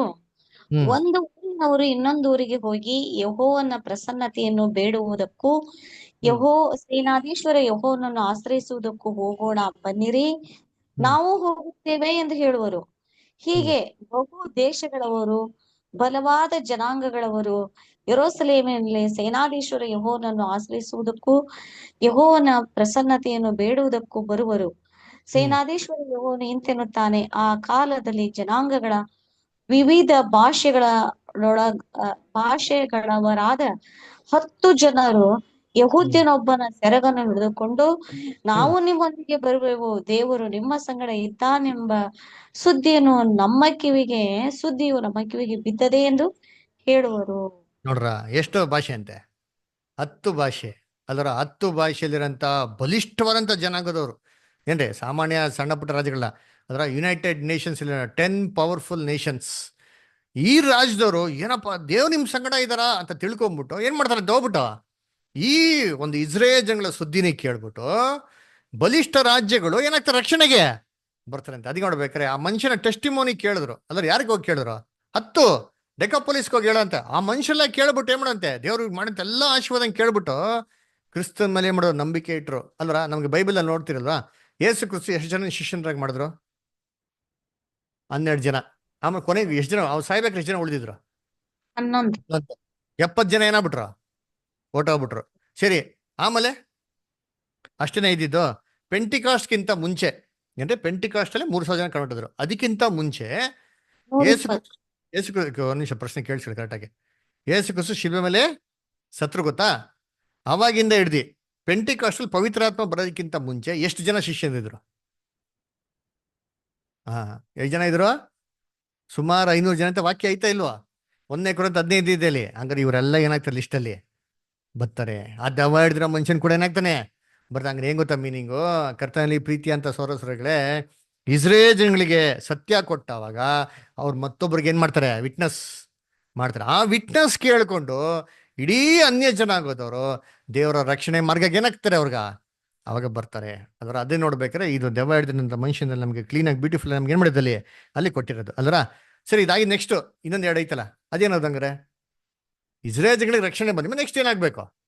ಅದೇ ಡಿವೈನ್ ಪ್ಲಾನ್ ಇದು ಬ್ಯೂಟಿಫುಲ್ ಆಗಿ ನೋಡ್ಸಿರೋದು. ನೋಡಿ, ನೀವು ಯೇಸು ಕ್ರಿಸ್ತು ಅದನ್ನ ಬಿಟ್ರು, ದಡಾನ್ ದಾಟ್ಬಿಟ್ಟು ಇನ್ನೊಂದ್ ಕಡೆಗೆ ಏನಾದ್ರು ಬಂದ್ರು. ಅದ್ ಏನಪ್ಪ ಮೀನಿಂಗ್ ಅಂದ್ರೆ, ದೇವರು ತನ್ನ ರಾಜ್ಯದಲ್ಲಿ ಭೂಲೋಕದಲ್ಲಿ ಕಣ್ ಕಾಣಂತ ರೀತಿಯಲ್ಲಿ ಸ್ಥಾಪನೆ ಮಾಡಿದ್ಮೇಲೆ ಇದಾದ್ಮೇಲೆ ನೆಕ್ಸ್ಟ್ ಪೋರ್ಷನ್ ನಲ್ಲಿ ಇನ್ನ 2 ಕೆಲಸಗಳನ್ನ ಮಾಡ್ತಾರೆ. ಮೊದಲನೇ ಕೆಲಸ ಆಕ್ಚುಲಿ ಅವ್ರು ಮಾಡಕ್ ಹೋಗಿದ್ ಯಾರಿಗೆ ಅಂತಂದ್ರೆ, ಯಾರೇನ ಮಗಳನ್ನ ಎಪ್ಸೋದಿಕ್ಕೇನಾಗಿದ್ದು ಹೋಗಿದ್ದು. ಆದ್ರೆ ಅದಕ್ಕಿಂತ ಮುಂಚೆ ಏನಾಗ್ಬಿಡ್ತು ಅಂದ್ರೆ, ರಕ್ತ ಕುಸುಮ ರೋಗ ಇಂದ ಒಂದು ಸ್ತ್ರೀ ಏನಾದಂತೆ ಬಂದು ಭೇಟಿ ಆದ್ಲಂತೆ. ಅಲ್ಲರ ಅವಳು ಮನ್ಸಲ್ಲಿ ತಿಳ್ಕೊಂತಾಳೆ, ಸ್ವಾಮಿಯ ಬಟ್ಟೆ ವಸ್ತ್ರ ಮುಟ್ರೆ ಸಾಕು ನಾನು ಏನಾಗ್ಬಿಡ್ತೀನಿ, ವಾಸಿ ಆಗ್ಬಿಡ್ತೀನಿ ಅಂತ. ಅದೇನದು ಅಂತಂದ್ರೆ ಏನೋ ಅದು? ಆ ಸ್ತ್ರೀ ಏನೋ ಅವ್ರಿಬ್ಬರಿಗೂ 12 ವರ್ಷ ನೋಡಿರ್ತೀನಿ, ಕರೆಕ್ಟಾ? 12 ವರ್ಷ ಕೊಟ್ಟಾರೆ. ಏನಕ್ಕೆ ಅಲ್ವರ? ನೋಡಿ, ಇಬ್ರು ಹೆಣ್ಮಕ್ಳೆ, ಕರೆಕ್ಟಾ? ಗಂಡು ಮಕ್ಳು ಅನ್ಕೊಟ್ಟವ್ರ? ಇಲ್ಲ, ಇಬ್ರು ಹೆಣ್ಮಕ್ಳೆ ಕೊಟ್ಟಾರೆ. ಯಾಕೆ? ಇಬ್ರಿಗೂ 12 ವರ್ಷ ಕೊಟ್ಟಾರೆ. ಯಾಕೆ? ಇಬ್ರು ಎಂತ ಸ್ಥಿತಿ ಅಂದ್ರೆ ಸ್ಥಾಯಿ ಸ್ಥಿತಿನೇ. ಒಬ್ರು ಏನ್ ಮಾಡ್ಬಿಟ್ಟಾರೆ, ತನ್ನಂತ ಇರೋದನ್ನೆಲ್ಲ ಖರ್ಚು ಮಾಡ್ಬಿಟ್ಟಾರ್ರಿ, ಬದುಕನ್ನೆಲ್ಲ ಖರ್ಚು ಮಾಡ್ಬಿಟ್ಟವ್ರೆ. ಏನ್ ಮಾಡಕ್ ಆಗ್ತಾ ಇಲ್ಲ, ಅಲ್ಲಿ ಜೀವನನ ಸುಧಾರಣೆ ಮಾಡ್ಕೊಳಕ್ ಏನಾಗ್ತಾ ಇಲ್ಲ, ಆಗ್ತಲ್ಲ. ಏನ್ರ ರಕ್ತ ಹರಿತಾನೆ ಇದೆ. 12 ವರ್ಷ ಅಂದ್ರೆ ಏನ್ ಟೆರಿಬಲ್ ಪೇನ್ ಇರ್ಬೇಕು, ಎಷ್ಟು ಟಾರ್ಚರ್ ಇರ್ಬೇಕು, ಯೋಚನೆ ಮಾಡ್ರಿ ಅಂದ್ರ. ಹಂಗಾರೆ ಏನು ಬೈಬಲ್ ರಕ್ತನ ಏನು? ಜೀವ. ದಿನಾ ರಕ್ತ ಹೋಗ್ತಾ ಇದೆ ಅಂದ್ರೆ ಏನ್ ಗೊತ್ತಾ ಮೀನಿಂಗು? ದಿನ ಏನಾಗ್ತದೆ, ಜೀವ ಹೋಗ್ತಾ ಇದು ಯಾರು ದಿನ ಜೀವನ ಕಳ್ಕೊಂತಿರೋದು? ಯಾರು? ಲೋಕ ಜನಗಳು. ಲೋಕ ಜನ ಲೋಕ- ದಿನ ಏನ್ ಮಾಡ್ತಾವ್ರೆ? ಸಾಯ್ತಾನ. ಇವಾಗ ಹೇಳಿದಲ್ಲ ಯೇಸು ಕ್ರಿಸ್ತು, ಸಮಾಧಿಯಲ್ಲಿರೋ ಸತ್ತೋರ್ ಏನ್ ಮಾಡ್ಲಿ? ಉತ್ತರ ಕ್ರಿಯೆ ಮಾಡ್ಲಿ ಅಂತ ಹೋಗ್ತಾರಂತ ಜನಗಳು ಪ್ರತಿನಿತ್ಯ ಸಾಯ್ತಾನೆ ಅವ್ರಿ. ಅಲ್ವರ ಅವ್ರು ಸಾಯ್ತಾನೆ ಇದಾರೆ, ಅವ್ರಿಗೇನಿಲ್ಲ ರಕ್ಷಣೆ ಮಾರ್ಗ ಇಲ್ಲ ಅಲ್ವರ. ಅವ್ರಿಗೆ ಏನ್ ಮಾಡ್ಬಿಟ್ಟಾರೆ, ತನ್ನ ಜೀವನ ಸುಧಾರಣೆ ಮಾಡ್ಕೊಳಕ್ ಏನ್ ಮಾಡ್ಬಿಟ್ಟಾರೆ, ಎಲ್ಲಾ ಪ್ರಯತ್ನ ಮಾಡ್ಬಿಟ್ಟಾರ್ರಿ. ಏನ್ ಮಾಡ್ಬಿಟ್ಟಾರೆ, ಎಲ್ಲಾ ಡಾಕ್ಟರ್ಗಳನ್ನ ಭೇಟಿ ಮಾಡೋರು ಕೊಡ್ತಾರಂತ, ಎಲ್ಲಾ ಎಫರ್ಟ್ಸ್ ಹಾಕ್ಬಿಟ್ಟಿದ್ದಾರೆ. ಇವತ್ತು ಜನಗಳು ತನ್ನ ಜೀವನ ಸುಧಾರಣೆ ಮಾಡ್ಕೊಳಕ್ ಏನ್ ಮಾಡ್ತಾರೆ? ಋಷಿ ಮುನಿಗಳು ಮಾಟ ಮಂತ್ರ ಅಲ್ವರ, ಆ ಪೂಜೆ ಈ ಪೂಜೆ, ಈ ದೇವ್ರು ಆ ದೇವ್ರು ಎಲ್ಲಾ ಮಾಡ್ತಾರ ಇಲ್ವಾ? ಎಲ್ಲಾ ಎಫರ್ಟ್ಸ್ ಹಾಕ್ಬಿಟ್ಟಾರ್ರಿ. ಏನ್ ಎಫರ್ಟ್ ಹಾಕ್ರು ಏನರ್ಥ? ಕೊನೆಗೆ ಏನ್ ರಿಸಲ್ಟ್? ಏನೂ ಇಲ್ಲ. ಅದ್ರ ಹೋಗಿ ಅಂತೀನಿ ನೋಡಿ, ನಾಳೆ ಶಬರಿಮಲೆಗೆ ಇಲ್ಲ ಹೋಗಿ ಅಂತೀನಿ, ಹೊಸ ರೋಡ್ ಕಡೆ ಹೋದಂದ್ರೆ ಬರೀ ಕಾಲಲ್ಲಿ ನಡ್ಕೊಂಡು ಜನಗಳು ಎಲ್ಲಿ ಹೋಗ್ತಾರೆ, ಇಲ್ಲಿಂದ ಶಬರಿಮಲೆಯವ್ರಿಗೆ ಹೋಗ್ತಾರೆ. ಕಾಲಲ್ಲಿ ರಕ್ತ ಬರ್ತಾ ಇದ್ರೆ ಏನ್ ಮಾಡ್ತಾರೆ? ಹೋಗ್ತಾರೆ. ಏನ್ ಭಯ ಭಕ್ತಿ ಐತೆ? ಆ ಭಯ ಭಕ್ತಿ ನಮ್ಗೇನಾಗಿಲ್ಲ, ಇಲ್ಲ ಅಷ್ಟೇ. ಅದರ ಯೋಚನೆ ಮಾಡ್ರಿ ಅಂತೀನಿ. ಅದರ ಇವಾಗ ಆ ಜನಗಳಿಗೆ ಸತ್ಯ ಕೊಟ್ರೆ ಅವ್ರು ಕೇಳ್ತಾರ ಇಲ್ವಾ? ಆ ಜನಗಳ ಮನ್ಸಲ್ಲಿ ಹೆಂಗ್ ಗೊತ್ತಾ ಫೀಲಿಂಗು? ಅಯ್ಯೋ, ಕ್ಲೋಸ್ ಮಾಡ್ತೀನಿ. ಸೊ ನಾನು ಏನೆಲ್ಲ ಎಫರ್ಟ್ಸ್ ಆಗ್ತಾ ಇದ್ದೀನಿ, ಏನಾಗ್ತಾ ನನ್ಗೆ ಏನು ಪ್ರಯೋಜನ ಇಲ್ವಲ್ಲ. ಇಷ್ಟೆಲ್ಲ ಮಾಡ್ತಾ ಇದ್ದೀನಿ, ಇಷ್ಟೆಲ್ಲ ಕಾರ್ಯ ಮಾಡ್ತಾ ಇದ್ದೀನಿ, ಇಷ್ಟೆಲ್ಲ ಪೂಜೆ ಪುರಸ್ಕಾರ ಎಲ್ಲ ಮಾಡ್ತೀನಿ, ಇಷ್ಟು ಭಯ ಭಕ್ತಿ ಆಗಿದ್ದೀನಿ, ಬೆಳಿಗ್ಗೆ 6 ಗಂಟೆಗೆ ಎದ್ದೇಳ್ತೀನಿ, ತಣ್ಣೀರು ಸ್ನಾನ ಮಾಡ್ತೀನಿ ಚಳಿಲಿ, ಆದ್ರೆ ಏನಿಲ್ಲ, ಏನೂ ಪ್ರಯೋಜನ ಇಲ್ಲ ಅಂತ ಅವ್ರ ಫೀಲಿಂಗ್ ಐತಾ ಇಲ್ಲೋ ಅವ್ರಿಗೆಲ್ಲ? ತನ್ನ ಜೀವನ ಬದುಕನ್ನೆಲ್ಲ ಖರ್ಚು ಮಾಡ್ಬಿಟ್ರು ಅಲ್ವರ, ಎಲ್ಲಾನು ಸ್ಪೆಂಡ್ ಮಾಡ್ಬಿಟ್ಟಾರೆ, ಕಂಪ್ಲೀಟ್ ಪಾಪರ್ ಆಗ್ಬಿಟ್ರು ಜನಗಳು. ಏನಾರ ಬೆಟರ್ ಆಯ್ತಾ ಲೈಫ್? ಏನು ಬಿಟ್ರಲ್ಲ. ಮನ್ಸಲ್ಲಿ ಏನ್ ತಿಳ್ಕೊತೇವೆ? ಯೇಸು ಕ್ರಿಸ್ತು ಬಂದ್ಬಿಟ್ಟಾರೆ, ಇಸ್ರೇಲ್ ಸಮಾಧಾನ ರಾಜ್ಯ ಸ್ಥಾಪನೆ ಆಗಿದೆ, ಇಸ್ರೇಲ್ ಸುದ್ದಿ ಎಲ್ಲರಿಗೂ ಗೊತ್ತಾಗಿದೆ. ಅವ್ರ ಮನ್ಸಲ್ಲಿ ಏನ್ ಥಿಂಕ್ ಮಾಡ್ತಾರೆ? ಇಷ್ಟೆಲ್ಲ ಮಾಡ್ಬಿಟ್ಟಿದೀನಿ, ಏನು ಪ್ರಯೋಜನ ಇಲ್ಲ, ಯಾಕೆ ಒಂದ್ಸರಿ ಜೀಸಸ್ ಕ್ರೈಸ್ಟ್ನ ಟ್ರೈ ಮಾಡ್ಬೋದು? ಯಾಕೆ ಆ ಮನುಷ್ಯನ ನೆರಿಗೆ ಮುಟ್ಬಾರ್ದು ನಾನು? ಜಸ್ಟ್ ಏನು ಬೇಡಪ್ಪ, ಆ ಮನುಷ್ಯನ ವಸ್ತ್ರದ ಮೂಲೆ ಬಿಟ್ರೆ ಸಾಕು. ಇವಾಗ ಜಕರಿಯ 8ನೇ ಅಧ್ಯಾಯದಲ್ಲಿ ಏನ್ ನೋಡಿದ್ರಿ, ಗಮನಿಸಿದ್ರಾ? ಓದಿ ಆ ವಾಕ್ಯ ಅಂತೀನಿ, ಏನಂತ ಬರ್ತಾರಲ್ಲಿ? 23ನೇ ವಾಕ್ಯ, ಜಕರಿಯ 8:23 ಬರ್ತಾ ನೋಡಿದ್ದೀನಿ. ಸೇನಾಧೀಶ್ವರ ಯೆಹೋವನು ಇಂತೆನ್ನುತ್ತಾನೆ, ಆ ಕಾಲದಲ್ಲಿ ಜನಾಂಗಗಳ ವಿವಿಧ ಭಾಷೆಗಳವರಾದ 10 ಜನರು ಯೆಹೂದ್ಯನೊಬ್ಬನ ಸೆರಗನ್ನು ಏನ್ ಹಿಡ್ಕೊಂತೀರಿ? ಯೆಹೂದ್ಯನೊಬ್ಬನ ಸೆರಗನ್ನು ಹಿಡಿದುಕೊಂಡು ನಾವು ನಿಮ್ಮೊಂದಿಗೆ ಬರುವೆವು, ದೇವರು ನಿಮ್ಮ ಸಂಗಡ ಇದ್ದಾನೆಂಬ ಸುದ್ದಿಯು ನಮಗೆ ಬಿದ್ದಿದೆಯಲ್ಲ ಅಲ್ವರ, ನಮಗ್ ಬಿದ್ದಿದೆ. ಆ ಸ್ತ್ರೀಗೆ ಏನ್ ಬಿತ್ತದೆ? ಯೇಸು ಕ್ರಿಸ್ತ ನ್ಯೂಸ್, ಓ ಜೀಸಸ್ ಕ್ರೈಸ್ಟು ಎಲ್ಲಾರ್ಗು ಆರೋಗ್ಯ ಕೊಟ್ಟಾರೆ, ನನ್ಗೂ ಕೂಡ ವಾಸ್ತಿ ಮಾಡ್ತಾರೆ ಅಂತಂದ್ಬಿಟ್ಟು ನಂಬಿಕೆ ಏನ್ ಮಾಡ್ತಾಳೆ ಗುಂಪಲ್ಲಿ. ಬೈಬಲ್ ವಾಕ್ಯ ಓದಿ ಅಂತೀನಿ, ಎಲ್ಲಾರು ಗುಂಪಲ್ಲಿ ಬರ್ತಾ ಇದ್ರಂತೆ, ಒಬ್ರಿಗೊಬ್ರು ಏನ್ ಮಾಡ್ತಾರೆ, ತಳ್ತಾ ಇದ್ರಂತೆ. ಆ ಗುಂಪಲ್ಲಿ ಏನ್ ಮಾಡ್ತಾರೆ, ಮನಸ್ಸಲ್ಲಿ ಏನ್ ಥಿಂಕ್ ಮಾಡ್ತಾರೆ, ಹಿಂಗ ಹೋಗಿ ಬಟ್ಟೆ ಟಚ್ ಮಾಡಿ ಹೀಲ್ ಆಗ್ಬಿಡ್ತಾರೆ, ಟಚ್ ಮಾಡ್ತಾರೆ. ಏನಾಯ್ತು ಇಮ್ಮೆಟಾಗೆ? ಕ್ರಿಸ್ತನ ರಾಜ್ಯದಲ್ಲಿ ಅಲ್ಲರ ಯಾರೇ ಇರ್ಲಿ ಏನ್ರಿ, ಅವ್ರ ಇನ್ನ ಸತ್ತೋಗಿಲ್ಲ. ಯೋಚನೆ ಮಾಡಿದ್ದೀನಿ, ಆ ಸ್ತ್ರೀ ಸತ್ತೋಗಿದ್ಲಾ? ಬದುಕಿದಾಳೆ, ದಿನಾ ಸಾಯ್ತ, ಕರೆಕ್ಟಾ? ದಿನ ಸಾಯ್ತಾ ಇದ್ದಾಳ, ಇನ್ನ ಏನು ಸಮಾಧಿಗೇನಾಗಿಲ್ಲ. ಸರಿ ಇಲ್ಲ. ಹಂಗಾರೆ ಹೆಂಗ್ ಗೊತ್ತಾ ಮೀನಿಂಗು? ಯೇಸು ಕ್ರಿಸ್ತನ 2ನೇ ಬರೀಕೆಯಲ್ಲಿ ಬಂದಿದ ತಕ್ಷಣ ಇಡೀ ಲೋಕದಂತೆ ಎಲ್ಲಾ ಜನಗಳು ಸತ್ತೋಗಿರ್ತಾರ? ಸತ್ತೋಗಿರ್ತಾರ? ಇಲ್ಲ. ಕೆಲವು ಜನ ಏನಾಗಿರ್ತಾರೆ, ಇರ್ತಾರೆ. ಎಲ್ಲೈತೆ ಬೈಬಲ್ ವಾಕ್ಯ ಕೆಲವು ಜನ ಇರ್ತಾರೆ ಅಂತ? ಆಯ್ತಾ ವಾಕ್ಯ? ಐತ್ರಿ. ಎಲ್ಲೈತೆ? ಹಳೆ ಒಡಂಬಡಿಕೆ ಎಲ್ಲೈತೆ ಹಳೆ ಒಡಂಬಡಿಕೆಯಲ್ಲಿ? ಯುದ್ಧ ಮಾಡುವಾಗ ಸ್ವಲ್ಪ ಜನ ಉಳಿತಾರ. ಯೆಶಾಯ 24:6, ಐಸಾಯ 24:6 ಓದಿ. ಆದ ಕಾರಣ ಶಾಪವು ಲೋಕವನ್ನು ನುಂಗಿ ಬಿಟ್ಟಿದೆ. ಶಾಪವು ಲೋಕವನ್ನು ನುಂಗಿ ಬಿಟ್ಟಿದೆ. ಅಲ್ಲಿನವರು ದಂಡನೆಗೆ ಒಳಗಾಗಿದ್ದಾರೆ, ಭೂನಿವಾಸಿಗಳು ಸುಟ್ಟು ಹೋಗಿ ಕೆಲವರು ಮಾತ್ರ ಉಳಿದಿದ್ದಾರೆ. ನೋಡ್ರ, ಕೆಲವು ಜನ ಏನಾಗೋರೆ, ಉಳಿದವ್ರೆ. ಮೊದಲನೇ ಲೋಕದಲ್ಲಿ ಎಲ್ಲಾರನ್ನ ದೇವ್ರ ನಾಶ ಮಾಡಲಿಲ್ಲ, 8 ಜನನ ಕಾಪಾಡಿ 2ನೇ ಲೋಕಕ್ಕೆ ತಂದ್ರು. ಅದೇ ತರ 2ನೇ ಲೋಕದಲ್ಲಿ ಎಲ್ಲರೂ ನಾಶ ಆಗಲ್ಲ.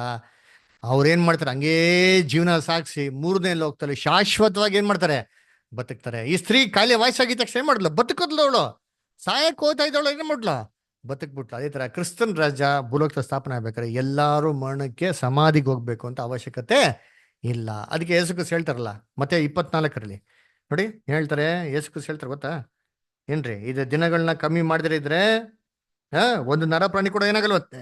ಓದಿ ಉಳಿಯೋದಿಲ್ಲ. ಮ್ಯಾಥ್ಯೂ 24:22. ಆ ದಿನಗಳನ್ನು ಕಡಿಮೆ ಮಾಡದಿದ್ದರೆ ಒಂದು ನರಪ್ರಾಣಿಯಾದರೂ ಉಳಿಯ ಒಂದು ಮನುಷ್ಯ ಕೂಡ ಏನಾಗಲ್ಲ ಉಳಿಯೋದು. ಅಂದ್ರೆ ದೇವ್ರು ಕಮ್ಮಿ ಮಾಡ್ತಾರಂತೆ. ಮುಂದಕ್ಕೆ ಓದಿ. ಆದ್ರೆ ತಾನು ಆದುಕೊಂಡವರಿಗೋಸ್ಕರ ಆ ದಿನಗಳನ್ನು ಕಡಿಮೆ ಆದುಕೊಂಡವ್ರಿಗೋಸ್ಕರ ಆ ದಿನ ಏನ್ ಮಾಡ್ತಾರೆ, ಕಮ್ಮಿ ಮಾಡ್ತಾರೆ. ನೋಡ್ರ, ಆದುಕೊಂಡವ್ರು ಯಾರು? ಇಸ್ರೇಲ್ ಜನಗಳಿಗೋಸ್ಕರ. ಇಸ್ರೇಲ್ ಜನಗಳಿಗೆ ಆಲ್ರೆಡಿ ಏನಾಗಿದೆ, ಸ್ವಸ್ಥತೆ ಬಂದ್ಬಿಟ್ಟಿದೆ. ಆ ದೆವ್ವ ಹಿಡಿದಿರೋ ಮನುಷ್ಯ ಆರೋಗ್ಯ ಹೊಂದಿರೋದ್ರಿಂದ ಫಸ್ಟ್ ಇಸ್ರೇಲ್ ಜನಗಳಿಗೆ ರಕ್ಷಣೆ ಕೊಡಿ. ನೆಕ್ಸ್ಟ್ ಏನ್ ಮಾಡ್ತಾರೆ, ಇಡೀ ಲೋಕ ಜನಗಳಿಗೆ ಆಲ್ರೆಡಿ ಬದುಕಿರ್ತಾರೆ ಗೊತ್ತಾ, ಅವ್ರಿಗೆಲ್ಲ ಏನ್ ಮಾಡ್ತಾರೆ, ಜೀವದಾನ ಅನ್ಕೊಡ್ತಾರೆ.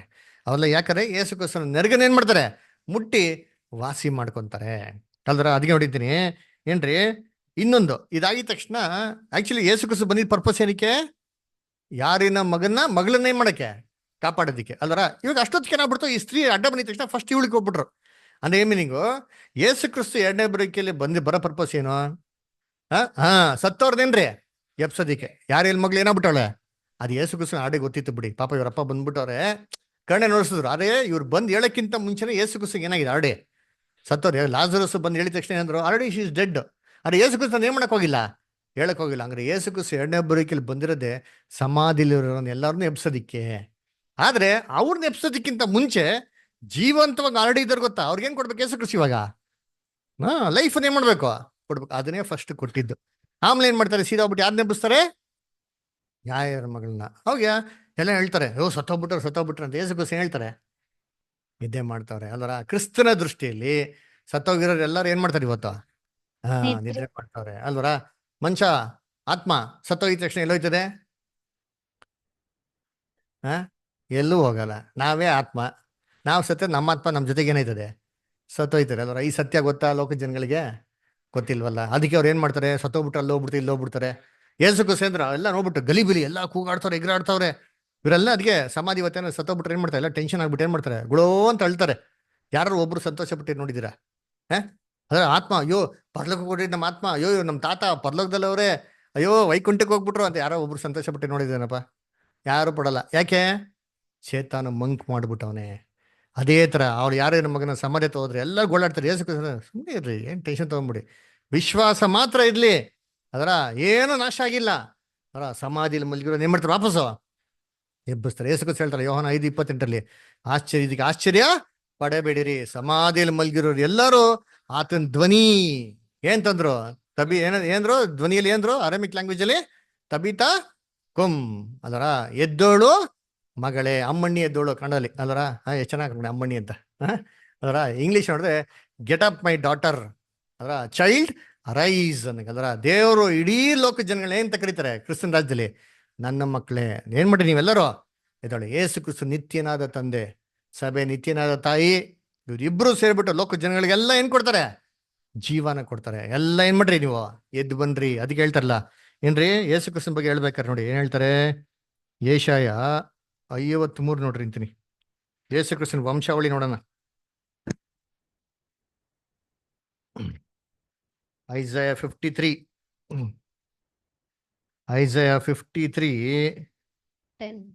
ಒನ್ ಮಿನಿಟ್ ನೋ 10 ಅಲ್ಲ, 1 ನಿಮಿಷ ರೀ. 8 ಹಿಂಸೆಯ ನ್ಯಾಯದಿಂದ ಕೊಲ್ಲಲ್ಪಟ್ಟನು.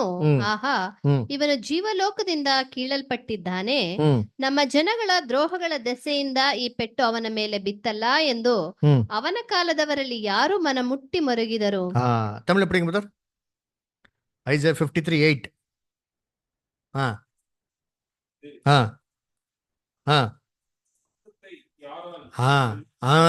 ಕಾಣಲ್ ಬಂತ. ಅವ್ರ ವಂಶತ್ತೆ ಯಾರಾಲ್ ಸೊಲ್ಲು ಮುಡಿಯಂ ಅಂದ್ರೆ ಏನರ್ಥ? ಯೇಸು ಕ್ರಿಸ್ತನ ವಂಶ ಯಾರಪ್ಪ ಹೇಳಕ್ ಸಾಧ್ಯ ಅಂದ್ರೆ ವಂಶನೇ ಇಲ್ಲ. ಅವ್ರ ವಂಶ ಏನಾಗೋಯ್ತು, ನಿರ್ವಂಶ ಆಗೋಯ್ತು. ಕ್ರಿಸ್ತನ ವಂಶ ಆಗ್ ಗೊತ್ತಾ, ಕ್ರಿಸ್ತನ ರಾಜ್ಯರು ಪ್ರತಿಯೊಬ್ಬರು ಮನುಷ್ಯ ಎದ್ದು ಬರ್ತಾರೆ ಗೊತ್ತಾ. ಅವರೆಲ್ಲ ಯಾರು ವಂಶರಾಗಿರ್ತಾರೆ? ಎಲ್ಲಾ ಕ್ರಿಸ್ತನ ವಂಶದವರು. ಕ್ರಿಸ್ತನು ತಂದೆ ಆಗಿರ್ತಾರೆ, ಸಭೆ ಏನಾಗಿರ್ತಾರೆ, ತಾಯಿ ಆಗಿರ್ತಾರೆ ಅಲ್ವ. ಅವಾಗ ಯೇಸು ಕ್ರಿಸ್ತ ಎಬ್ಸಿದ ತಕ್ಷಣ ಫಸ್ಟ್ ಏನ್ ಹೇಳ್ತಾರೆ, ಆ ಸ್ತ್ರೀಗೆ ಏನ್ ಕೊಡಿ ಅಂತಂದ್ರು. ಫಸ್ಟ್ ಏನ್ ಕೊಡಿ, ಊಟ ಕೊಡಿ. ಕ್ರಿಸ್ತನ ರಾಜ್ಯದಲ್ಲಿ ಮನುಷ್ಯರುಗಳಿಗೆ ಏನಿಲ್ಲ, ಸತ್ಯ ಆಹಾರ ಇಲ್ಲ, ಸತ್ಯ ಕೊಟ್ರಿ ಜನಗಳಿಗೇನಿಲ್ಲ, ಸತ್ಯನೇ ಗೊತ್ತಿಲ್ದ್ರೆ ಇಷ್ಟೆಲ್ಲ ಭಯಭಕ್ತಿ ಆಗವ್ರೆ. ಸತ್ಯ ಕೊಟ್ರೆ ನೀ ಎಷ್ಟು ಭಯಭಕ್ತಿ ಆಗಿರ್ಬೋದು ಯೋಚನೆ ಮಾಡಿರ್ತೀನಿ. ನಿಜ. ಅದಕ್ಕೆ ಅಲ್ವರ ಇನ್ನ ವಿಧೇಯರಾಗಿರ್ತಾರೆ ದೇವ್ರಿಗೆ. ಅದರ ಅದಕ್ಕೆ ನೋಡ್ಬೇಕ್ರೆ ಇವೆರಡು ಸ್ತ್ರೀಗಳ ಬಗ್ಗೆ ನಮಗೆ ಕೊಟ್ಟಿರೋದು. ಯಾಕೆ ಸ್ತ್ರೀಗಳಿಗೆ ಹೇಳಿಕಿದೆ, ಯಾಕೆ ಪುರುಷರಿಗೆ ಹೇಳಿಲ್ಲ ಅಂತಂದ್ರೆ, ಲೋಕದಲ್ಲಿ ಸಾಮಾನ್ಯ ಪುರುಷರು ಅಂತಂದ್ರೆ ಪರಾಕ್ರಮಶಾಲಿಗಳು, ಸ್ತ್ರೀಗಳನ್ನೇನ್ರಿ ಬಲಹೀನವಾಗಿರೋರು ಅಲ್ವರ. ಹಂಗಾರೆ ಲೋಕದ್ರಂತೆ ಎಲ್ಲಾ ಪ್ರತಿಯೊಬ್ಬ ಮನುಷ್ಯರು ಹೆಂಗವ್ರು ಗೊತ್ತಾ, ದೇವ ದೃಷ್ಟಿಲಿ ಯಾರು ಪರಾಕ್ರಮಶಾಲಿಗಳ ತರ ಇಲ್ಲ ರೀ. ಪರಾಕ್ರಮಶಾಲಿಗಳನ್ನ ಯಾರು ಗೊತ್ತಾ ಬೈಬಲಲ್ಲಿ? ಯಾರಂತ ಪರಾಕ್ರಮಶಾಲಿಗಳು ಓದಿದ್ರ ಬೈಬಲಲ್ಲಿ? ಹ ಫಸ್ಟ್ ಜಾನ್, ಶಕ್ತಿಶಾಲಿಗಳು ಯಾರಂತೆ? ಫಸ್ಟ್ ಜಾನ್ 2:14 ನೋಡಿ. ದೇವರ ಫಸ್ಟ್ ಜಾನ್ 2:14. ಆದಿಯಿಂದಿರುವ ಆತನನ್ನು ನೀವು ಬಲ್ಲವರಾಗಿರುವುದರಿಂದ ನಿಮಗೆ ಬರೆದಿದ್ದೇನೆ. ಯೌವನಸ್ಥರೇ ನೀವು ಶಕ್ತರಾಗಿರುವುದರಿಂದಲೂ. ಏನ್ರಿ? ಯೌವನಸ್ಥರು ನೀವೇನಾಗಿದ್ದೀರಾ? ಶಕ್ತರಾಗಿರೋದ್ರಿಂದ. ದೇವರ ವಾಕ್ಯವು ನಿಮ್ಮಲ್ಲಿ ನೆಲೆಗೊಂಡಿರುವುದರಿಂದಲೂ ನೀವು ಕೆಡಕನನ್ನು ಜಯಿಸಿರುವುದರಿಂದಲೂ ನಿಮಗೆ ಬರೆದಿದ್ದೇನೆ. ನೋಡ್ರ ಯಾರಂತಪ್ಪ ಇವಾಗ ಈ ಶಕ್ತಿಶಾಲಿಯವರು ಯಾರಂತೆ? ಬಲಶಾಲಿಗಳು ಯಾರಂತೆ? ದೇವರ ವಾಕ್ಯ ನಿಮ್ಮಲ್ಲಿ ಏನಾಗಿದೆ? ಇರೋರು ಬಲಶಾಲಿ. ಕೆಡುಕನನ್ನ ಜಯಿಸಿರೋದು ಯಾರಂತೆ? ಅವರೇ ಬಲಶಾಲಿಗಳು. ಇವಾಗ ಯೋಚನೆ ಮಾಡಿ, ಯಾರಂತೆ ಕೆಡುಕನ್ನ ಜಯಿಸಿರೋರು? ಯಾರು? ಅದರ ದೇವ್ರ ವಾಕ್ಯ ಅವ್ರನ್ನ ಅಡಿಸ್ಕಿಟ್ಕೊಂಡಿರೋ ಯಾರು? ಸಭೆ, ಚಿಕ್ಕ ಹಿಂಡು, ಇವರೇ ಬಲಶಾಲಿಗಳು ಅಲ್ವರ. ಬಲಹೀನವಾಗಿರೋರು ಅಂತಂದ್ರೆ ದೇವ್ರ ವಾಕ್ಯನ ಗೊತ್ತಿಲ್ದ್ರಂತ ಜನಗಳು, ಅವರೆಲ್ಲ ಬಲಹೀನವಾಗಿ ಏನಾಗಿದ್ದಾರೆ ಅಂದ್ರೆ. ಕ್ರಿಸ್ತನ ರಾಜ್ಯದಲ್ಲಿ ಬರ್ಬೇಕಾದ್ರೆ ಒಬ್ಬರಿಗೆ ಹೆಂಗಿದ್ದಾರೆ ಲೋಕದಲ್ಲಿ ಒಬ್ಬ ಕಂಡೀಷನ್, ಒಬ್ರು ರಕ್ತ ಕುಸುಮ, ಒಬ್ಬ ಸಾಯ್ತಾವ್ರೆ ದಿನ, ಇನ್ನೊಬ್ರು ಆಡಿ ಸತ್ತೋಗ್ಬಿಟ್ರೆ ಸಮಾಧಿಗೆ ಹೋಗ್ಬಿಟ್ಟಾರೆ. ಕ್ರಿಸ್ತನ್ ಇವ್ರು ಇಬ್ಬರನ್ನ ಏನ್ ಮಾಡ್ತಾರೆ? ಎಬ್ಬಸ್ ಅದಕ್ಕೆ ನೋಡ್ಬೇಕ್ರೆ 12 ವರ್ಷ ಅಂದ್ರೆ ಬೈಬಲ್ ಏನ್ ಗೊತ್ತಾ ಮೀನಿಂಗು? ಒಂದು ಇಮ್ಮೆಚೂರ್ಡ್ ಒಂದು ಏಜ್. ಯೇಸು ಕ್ರಿಸ್ತು ಆಲಯದಲ್ಲಿ ಇದ್ರು ಎಷ್ಟು ವರ್ಷಕ್ಕೆ? 12 ವರ್ಷ ಅಲ್ವರ. ಅವಾಗ ಯೇಸು ಕ್ರಿಸ್ತು ಹೆಂಗ್ ಕಲ್ತ್ಕೊಂಡ್ರು? ನಾನು ಇನ್ನ ಮೆಚೂರಿಟಿಗೆ ಬಂದಿಲ್ಲ, ಇನ್ನ ವಯಸ್ಸಿಗೆ ಬಂದಿಲ್ಲ, ನಾನು ಏನಾಗ್ಬೇಕು? ಇನ್ನ ಅಪ್ಪ ಅಮ್ಮನಿಗೆ ವಿಧೇಯನಾಗಿರ್ಬೇಕು. 12 ವಯಸ್ಸಂದ್ರೆ ಮೆಚೂರಿಟಿ ಇಲ್ದಿರೋರು ಲೋಕದ್ರಂತ ಎಲ್ಲಾ ಜನಗಳು ಏನ್ ಮಾಡ್ಕೊಂಡವ್ರೆ? ಬ್ರಹ್ಮಪುರದಲ್ಲಿ ಓದ ನೋಡಿದ್ದೀನಿ 6ನೇ ನಿಮಿಷ. ಬ್ರಹ್ಮಪುರದಲ್ಲಿ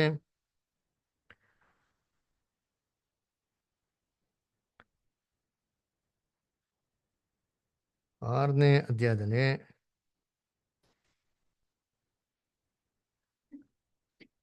ನಿಮಿಷ,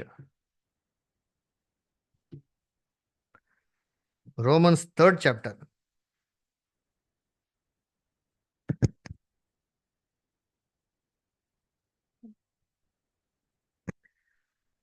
10th ವರ್ಸ್ ಓದಿ. ಇದು ಶಾಸ್ತ್ರದಲ್ಲಿ ಬರೆದಿರುವ ಮಾತುಗಳಿಗೆ ಸರಿಯಾಗಿದೆ. ಅವು ಯಾವುವೆಂದರೆ, ನೀತಿವಂತನೂ ಇಲ್ಲ, ಒಬ್ಬನಾದರೂ ಇಲ್ಲ, ತಿಳುವಳಿಕೆಯುಳ್ಳವನು ಇಲ್ಲ, ದೇವರನ್ನು ಹುಡುಕುವವನು ಇಲ್ಲ. ನೋಡ್ರ ಎಲ್ಲಾ ದೇವ್ ಕೃಪೆನ ಏನ್ ಮಾಡೋರೆ? ಕಳ್ಕೊಂಡವ್ರೆ. 23rd verse correct. ಎಲ್ಲರೂ ಪಾಪ ಮಾಡಿ ದೇವರ ಮಹಿಮೆಯನ್ನು ಹೊಂದದೇ ಹೋಗಿದ್ದಾರೆ. ಅದೇ ಏನಾಗಿರಂತೆ? ಒಂದು ಏನ್ರಿ ಏನಿಲ್ಲ, ಲಕ್ಷಣ ಇಲ್ಲ, ಒಂದು ಮೆಚುರಿಟಿ ಏನಾಗಿಲ್ಲ, ಇಲ್ಲ. ಮನುಷ್ಯರೆಲ್ಲ ಹೆಂಗಿದ್ದಾರೆ ದೇವ ದೃಷ್ಟಿಯಲ್ಲಿ? ಪಾಪ ಮಾಡಿ ಏನ್ ಮಾಡೋರೆ? ಮಹಿಮೆನ ಏನ್ ಮಾಡೋರೆ? ಕಳ್ಕೊಂಡವ್ರೆ. ಅವ್ರಿಗೇನ್ ಮಾಡ್ತಾರೆ? ಆರೋಗ್ಯನ ಕೊಟ್ಟೆ, ಸ್ವಾಸ್ಥ್ಯನ ಕೊಟ್ಟೆ ಏನ್ ಮಾಡ್ತಾರೆ? ತಿರ್ಗಾ ರಾಜ. ಅದಕ್ಕೆ ಯೇಸು ಕ್ರಿಸ್ತು ಎಡಂಬರಿಕೆ ಬಂದ್ಮೇಲೆ 2 ಕೆಲಸಗಳನ್ನ ಮಾಡ್ತಾರೆ. ಒಂದು ಏನ್ರಿ? ಸಾಯ್ತಾರವ್ರನ್ನ ಎಬ್ಬಿಸ್ತಾರೆ. ಆಮೇಲೆ ಆಡಿ ಸತ್ತೋಗಿದಂಗೆ ಕೂಡ ಏನ್ ಮಾಡ್ತಾರೆ? ಎಬ್ಬಿಸ್ತಾರೆ. ಯಾಕಂದ್ರೆ ಯೇಸು ಕ್ರಿಸ್ತು ಕೈಲಿ 2 ಬಿಗಿದ ಕೈ ಇದೆ. ಏನ್ ಬಿಗಿದ ಕೈ? ಮರಣದ ಮತ್ತು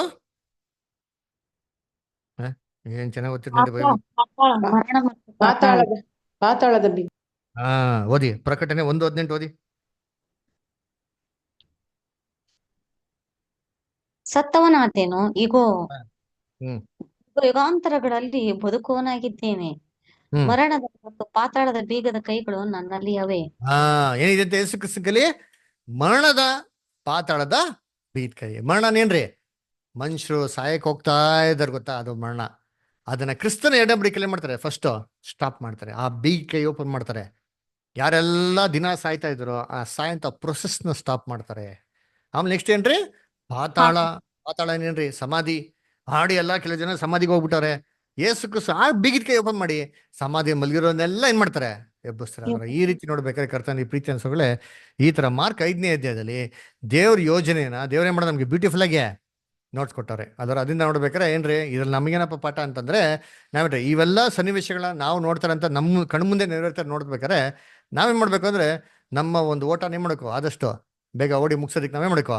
ಪ್ರಯತ್ನ ಮಾಡ್ಬೇಕು. ಯಾಕಂದ್ರೆ ಸಮಯ ಜಾಸ್ತಿ ಏನಾಗಿಲ್ಲ, ಇಲ್ಲ. ಅದ್ರಲ್ಲಿ ಹೋಗ್ತಿರೋ ಒಂದು ಘಟನೆಗಳು ನೋಡ್ತಾ ಇರ್ಬೇಕಾರೆ, ಆ ಸ್ಥಿತಿಗತಿಗಳು ನೋಡ್ತಾ ಇರ್ಬೇಕಾರೆ ವೇಗವಾಗಿ ಏನಾಗ್ತಾರೆ ಕಾರ್ಯಗಳು ನಡೀತಾ ಇರೋದು ಏನ್ ಮಾಡ್ತೀವಿ ನಾವು ನೋಡ್ತೀರಿ ಅಲ್ವರ. ಸೊ ಯಾವ ರೀತಿಯ ಮನುಷ್ಯನ ಊಹೆ ಮಾಡಕ್ಕಾಗದೆ ಅಂತ ರೀತಿಯಲ್ಲಿ ಏನಾಗ್ತಾರೆ ಒಂದೆಲ್ಲ ಒಂದು ವಿಪತ್ತುಗಳು ಅಲ್ವರ, ಆಹುತಿಗಳು ಏನಂತೆಲ್ಲ ಬರ್ತಾ ಇರ್ಬೇಕಾರೆ ನಾವೇನ್ ಮಾಡಬೇಕು, ಇದೆಲ್ಲ ನೋಡ್ಬಿಟ್ಟು ಆದಷ್ಟು ನಮ್ಮ ರಕ್ಷಣೆನ ಭಯಭಕ್ತಿನ ಓಡೋದಕ್ಕೆ ನಾವೇ ಮಾಡಕೋ ಪ್ರಯತ್ನ ಮಾಡ್ಬೇಕು. ಇಂದ ದೇವರ ಈ ವಾಕ್ಯಗಳನ್ನ ಆಶೀರ್ವದಿಸ್ಲಿ, ಕೃಪೆ ಕೊಟ್ಟು ದಯ ಕೊಟ್ಟು ನಡೆಸಲಿ ಅಂತ ನಾವು ಪ್ರಾರ್ಥನೆ ಮಾಡೋರಾಗನ.